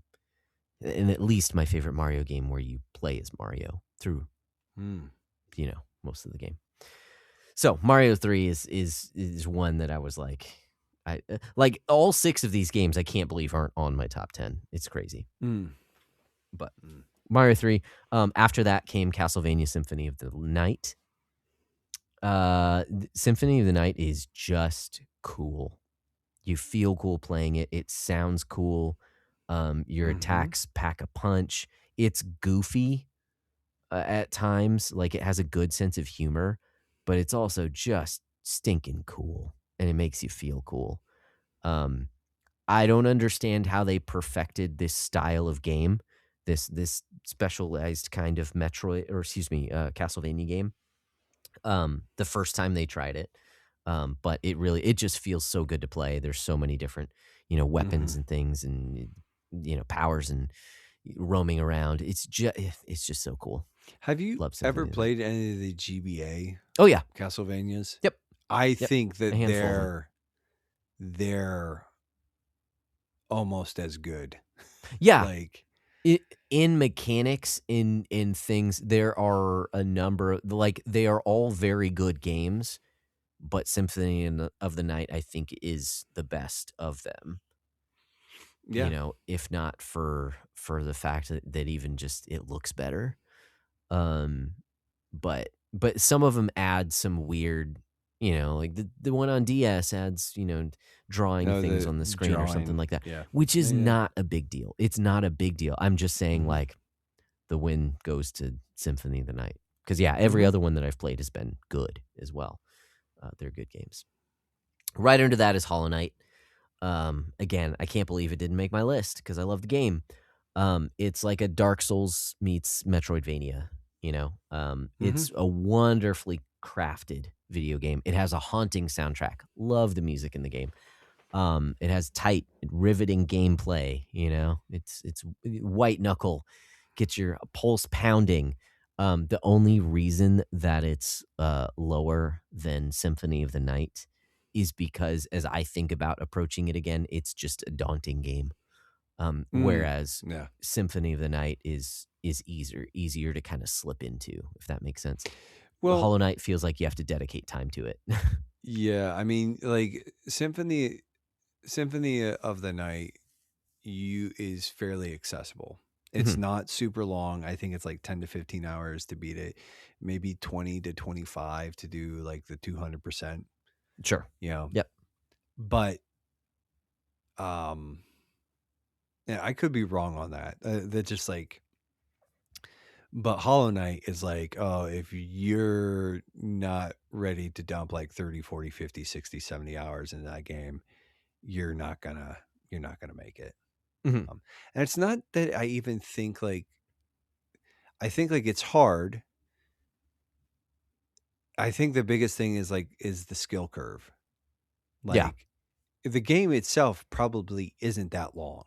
Mm-hmm. Like it'd be interesting to see like how like almost like a speed run of that. Yeah. Like but yeah, anyways. Yeah. No, I was wondering if Hollow Knight was going to make our list or not. And now that's kind of like making me think. Yeah. Hollow Knight's actually one that like it's sort of in my honorable mentions list, but like if I'm being honest, like the farther out we get from that, yeah, it is like it's just so intense. Mm-hmm. It's just like I'm gonna slap you around for a while, and I'm like, I love that game. Yeah, I love playing it, but it's like I just don't know if I have the time or patience for that kind of stuff anymore. You know. Yeah. If it's the one game I'm focusing on, then cool. But like you said, you have to know, hey, you're going to be in it for a while. In order to get good. The last two on my honorable mentions were Hades, the aforementioned Hades. Love that game. And then lastly was Shin Megami Tensei Devil's Survivor Overclocked. This one has been in my top 10 before. It has a really cool, interesting story that I was not expecting where it goes to. It has a lot of biblical allusions. It's not a Christian video game. It's not like that, but some of the characters that show up that play kind of archetypical roles are kind of cool. The way that it plays itself out in ways that I didn't foresee. Love the mechanics as well. And yeah, cool story. And I'd like to replay it someday because it's been quite a while since I played it, but it used to be my favorite in that series. But now it's 5 and in Persona 3.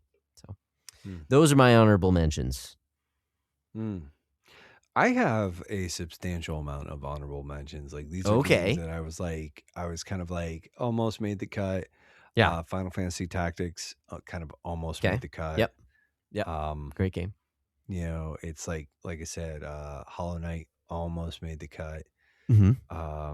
Let's see, Resident Evil 4 almost made the cut. Slay the Spire almost made the cut. The Last of Us kind of almost made the cut.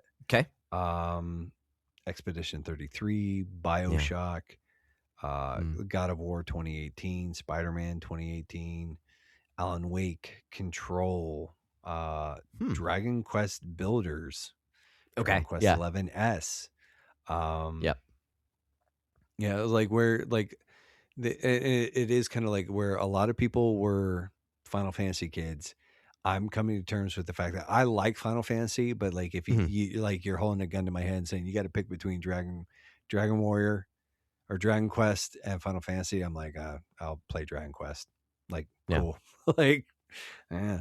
And then it's funny, kind of like Metroidvanias. We don't have any of them in our either one of our lists. Oh yeah. And so I'm kind of like, is it Symphony of the Night? Is it Hollow Knight?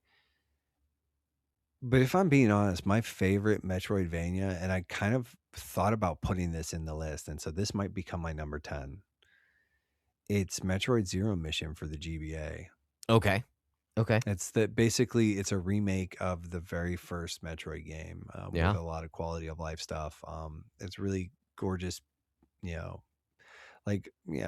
it's a really gorgeous game on the GBA. I mean, I love the GBA. I'm a little torn here because like the reality is like, Chrono Trigger, I'm just not even going to fight you on that. Like, I'm sad that I lost it. Yeah. But it's your number one. And it's like, now, if it was at my number one spot, then we'd have a lot more like, I think like sort of right. Yeah. Yeah. Then what do you do? That I don't know. it'd be some pushing and pulling there. But Yeah. because like I think like I put Maneater on here. I don't know if you remember that game. Oh, It was the like shark it was sort game? of a weird game where it was like Yeah. it was a shark. They called it a shark PG, Yes. but it was Yeah, sort yeah, of like, and I think that game is hysterical and I kind of delightful. And it just for whatever reason, I was like, oh, this is like, I love that game. I was like, this is so dumb, and I love it. Like I said, there's a part of me that like Expedition 33 almost Sure. could have Yeah. made it.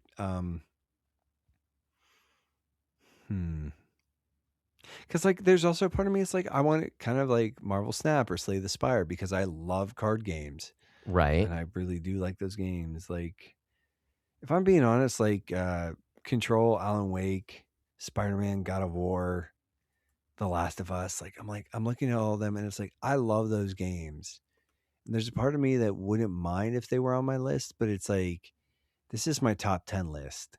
And you know what I'm saying? It's like, oh yeah, Control, it might, because I do really like Control. It's weird okay, and but I also I feel like I've got that with Death Stranding. I've got that with like, okay, yeah, you know, oh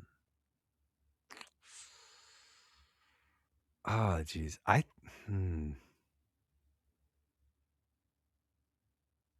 yeah. I was surprised at a few games that didn't pop up for me too, because like even you know we talk about formative experiences and something like Near Automata. As I was thinking about my list, it didn't ever cross my mind as like, oh yeah, this is a top 10 game, but it is one that is very impactful, you know? Yeah, I looked at it and I considered it, but it's like I think the further out we get away from it, I think there's a lot of real masterful stuff when it comes to that game. I just frankly, Yeah. again, I just sort of being so sort of frustrated with that ending where it's like, well, none of it really matters, but we're going to sort of like scream our defiance at the void. And I'm like, I mean, it's like exactly pretty much how I feel about Outer Wilds. Where like none of this matters, but we're gonna do it anyways. It's like, oh. I would my rebut to that is that I think it's actually a theme that bubbles under the surface and gradually grows bigger and bigger and bigger the further you get into the game. Whereas Outer Wilds, it felt like it came from left field for me personally. Oh, I think that's yeah. The whole game, the whole Near Automata was leading to that in a way that like the first time you roll credits, it intentionally like makes fun of you like, okay, you wanted this, so this is what you're getting. And then the rest of the game shows how like meaningless that was. Anyway, so I think I agree. I think there's some masterful things about that game, but it's not one that I would say is one of my favorites. Like I can go back to it all the time. Like, no, it certainly was a formative experience, but it's not. I played it once. Yeah. And that was exactly how many times I will probably ever play it. Yeah. And I still like, even though I'm fond of like the characterization, I still am creeped out by the lack of clothes that the female robots are wearing. Do you know what I mean? Like it's just creepy that they decided to make them so scantily clad. Yeah. Not all of them all the time, but it's like clearly. Yeah. Yeah, I don't I think I'm just gonna like I guess it's just gonna be a placeholder and I'm just gonna pull the trigger here. I'm gonna make it Metroid Zero Mission. And okay. So like it's kind of weird that we're coming at this from the bottom. But why it's like I think I played Metroid on the NES, never beat it. Because the game is just obscenely hard on the NES unless you are psycho and drawing out maps on graph papers and stuff like that.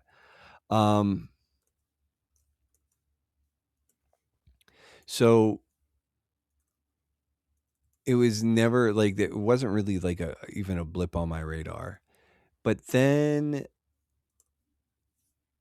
when and I think too, like, this sort of captures the time. I actually played I played this when I was deployed overseas. I actually played Wind Waker when I was overseas as well.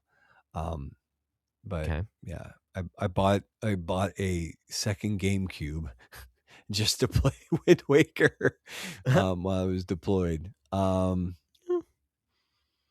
Yeah, but I had a Game Boy Advance, and I had two. I bought, when I came home on leave, I bought a second one to replace my first one because I had basically worn it out. Oh, wow. Like I mean, you're in the middle of a desert, you're playing a Game Boy, like, Yeah. dust and crud anyways, but I had a handful of games for my GBA, and I just remember just kind of, I would say Metroid, like Zero Mission kind of opened up Metroidvanias to me. Like I had played, Mhm. I think I had played some Castlevania Symphony in the Night, hadn't beaten it at that point in time, right? But I had played it. But like Zero Mission was what, like, again, I think just opened up the door for me, where it's like, Okay. oh no, like I really do like these games. There's sort of like again, it's like a little bit of mystery. I like the progression and how it's. I remember being fascinated with like how, like, you could only open certain doors or access certain areas with abilities, combat abilities and stuff like that. And I just remember so I'm gonna just say, yeah, I think that actually, I think that kind of works for now. Yeah. I'm gonna Nice. have to re-examine this, but yeah, Sure. we'll make Metroid Zero Mission. All right. Yeah. Awesome. Well, there's our top 10 personal games lists. I like it. I think they're fun, eclectic lists that are clearly tailor-made to each one of us. Yeah. Yeah, I mean, like, it's a shame that you have such good taste. At least with one game. At least with one game. Yeah. I'm sad for me. I'd like to say I'm happy for you, but I'm just sad for me. I get it. And you are a gentleman to let it go so easily. So I appreciate that. Yeah, the whole time we were talking, I was like, oh, please let him just let me have Forget about just the game. Let me have it. Just let me have it. Just give it to me. Just give it to me. Just I want it. Just come on, my hand right just, now. Yeah. Anyways, well, that's our first two top 10s down, but we'll be filling 8 more out to go. Yeah, throughout the course of 2026. Wanted to sort of throw this out there though. Like, you heard our top 10s, right? And so these are 2 of 10 that we have to generate. And we're not 100% on all of the top 10s that we want to have out, but I think for this initial go around, Josh and I have talked about it a little bit. We want a community top 10 list to be featured. So what we're going to ask is that everybody, I don't know, we'll figure out the details, but we want top 10 lists actually. And it's kind of interesting because we've already sort of been circling around some of this. We'll create a channel or a thread or something where everybody can put their top 10 lists in. And what we're going to do is we're going to generate a Backlog Breakdown community top 10 list off of that. Off of those. So you have until the end of January to get those in. It'll be a while. You have a little bit of time to think about it, to put them together, to get all that sort of taken care of. But yeah. So yeah, have fun, guys. Before we head out, I do believe that we have at least one more form to observe. And that form that we're observing now is in the form of a question. Possibly 2. Oh, that's right. That's right. Before that forum, do we have any shout outs? We usually shout people out. I mean, it goes without saying, I sort of gave him his flowers early on. But Wes for episode 200 really, for sure. really just crushed it. But you know what? And he's not super present again. He's not super present in the Discord, but I'm going to shout out Parker. Like, and again, I conveyed the whole story, but like without his feedback, none of this probably would be happening. We would have been rehashing the top 100 and sort of wrestling with like, does this mean anything? Whereas like now it's like, yeah. It still doesn't mean anything, but at least it feels better now. There you go. There's objective criteria, and today's objective criteria was whatever we wanted. Our own personal experiences. Completely subjective. I think that's kind of like part of the beauty of it, though, is like that, like I think I look at these games and it's sort of like these are the 10 games that in a way I think to more or less sort of like if you want to understand us as players and consumers and enjoyers and fans of the medium, like these are now the 20 games that you should look at. Like if you want to understand Nate McKeever, you need to look at this list and wrestle with it for a while. Like if you want to understand that Josh Brocklow as a gamer, like they have, like you can, sort of hold on to these things and wrestle with them. I like that. Yes, sir. So thank you, Parker, and shout outs to you, sir. My shout out, I'm going to go ahead and give it to the Redeemed Ronin on Discord. I know we've shouted him out in the past, but he is the commissioner for the Beatdown. And so as we're rolling into a new year here, just shout out to you, sir. Thank you for your tireless efforts. Whenever anyone has questions, they can call on you, and you are ready and willing to help them with their Beatdown questions and help us, systematize the thing. And he's done some really, like, he has like sort of like this little like AI scripting bot thing that you can, he's posted a link to it, but like you can go in and just sort of ask it questions. And it will give you the answers based on the rules. I thought that was really pretty sweet, pretty sick. Love it. Yeah, so, we need to talk to him and sort of just make sure that we're all on the same page, because I don't foresee any problems. But cool. Awesome. Cool. Then the next form comes in the form of a question, and that question is, what is your question? What is your question where you ask us questions? And today our question comes from it comes from Nate. The question is, am I a joke to you?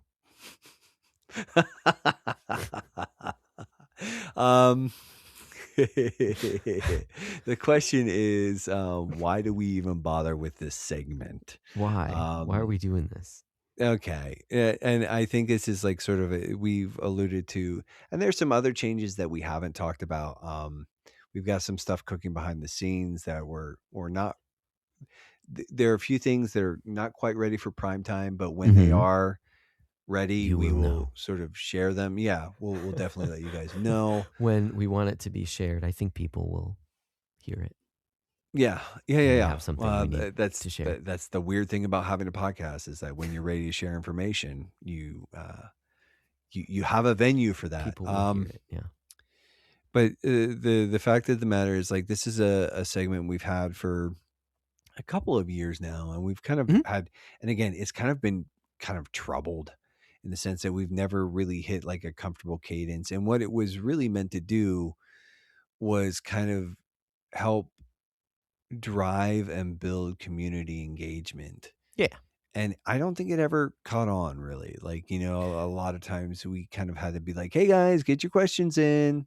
Well, You know? I think it's ebbed and flowed to be charitable. I do think there have been times where we've been inundated with questions, unprompted.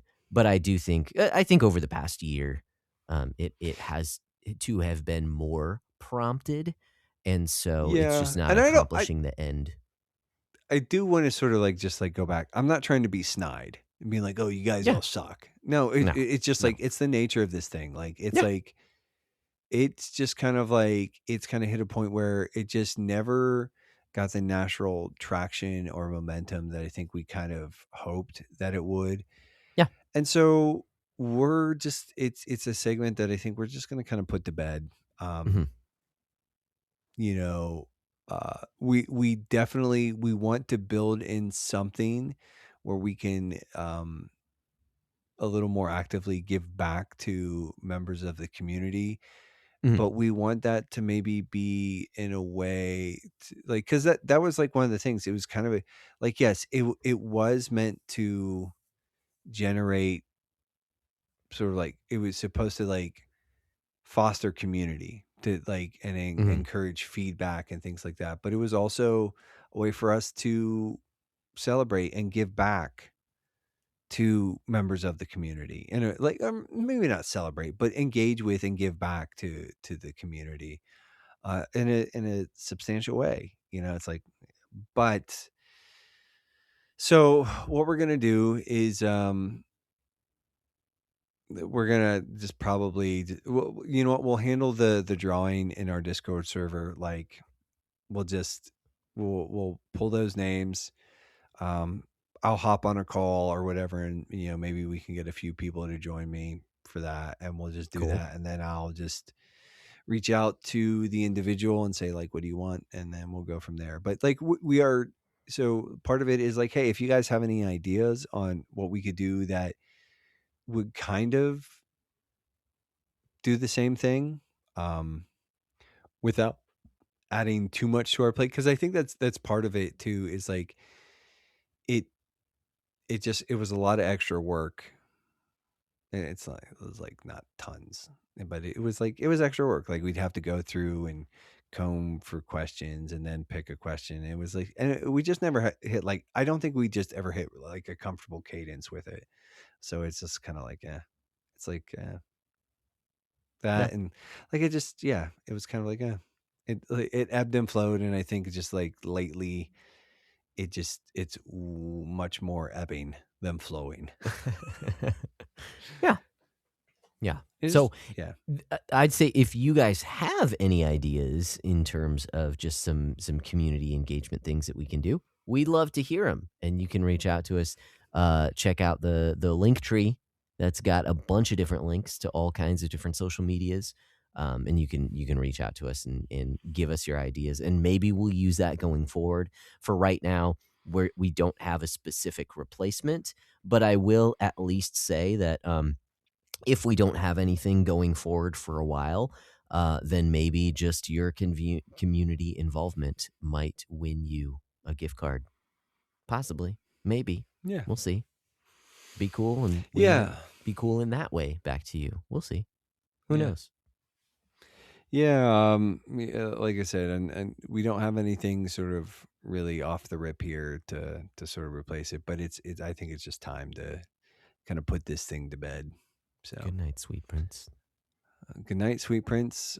It was No fun. quests. It was fun while it lasted. Yeah, for sure.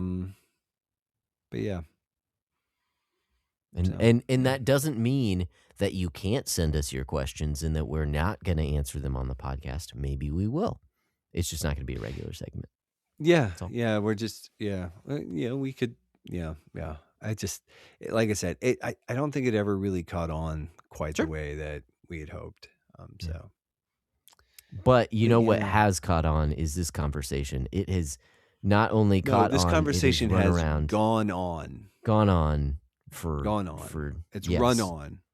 It is a run-on conversation that has gone on too long. No and commas. So, No commas, no yes. periods. None of them, not even the Oxford types. Get out of here with that. But we have done the things that we've come here to do, which was talk about our top 10, talk about the changes for the podcast, talk about, I mean, I'm excited for what's coming ahead in 2026. Yeah. Probably some more beefy episodes like this if we're going through more top 10s. Maybe in the future it won't be 20 games. Maybe it'll actually be 10.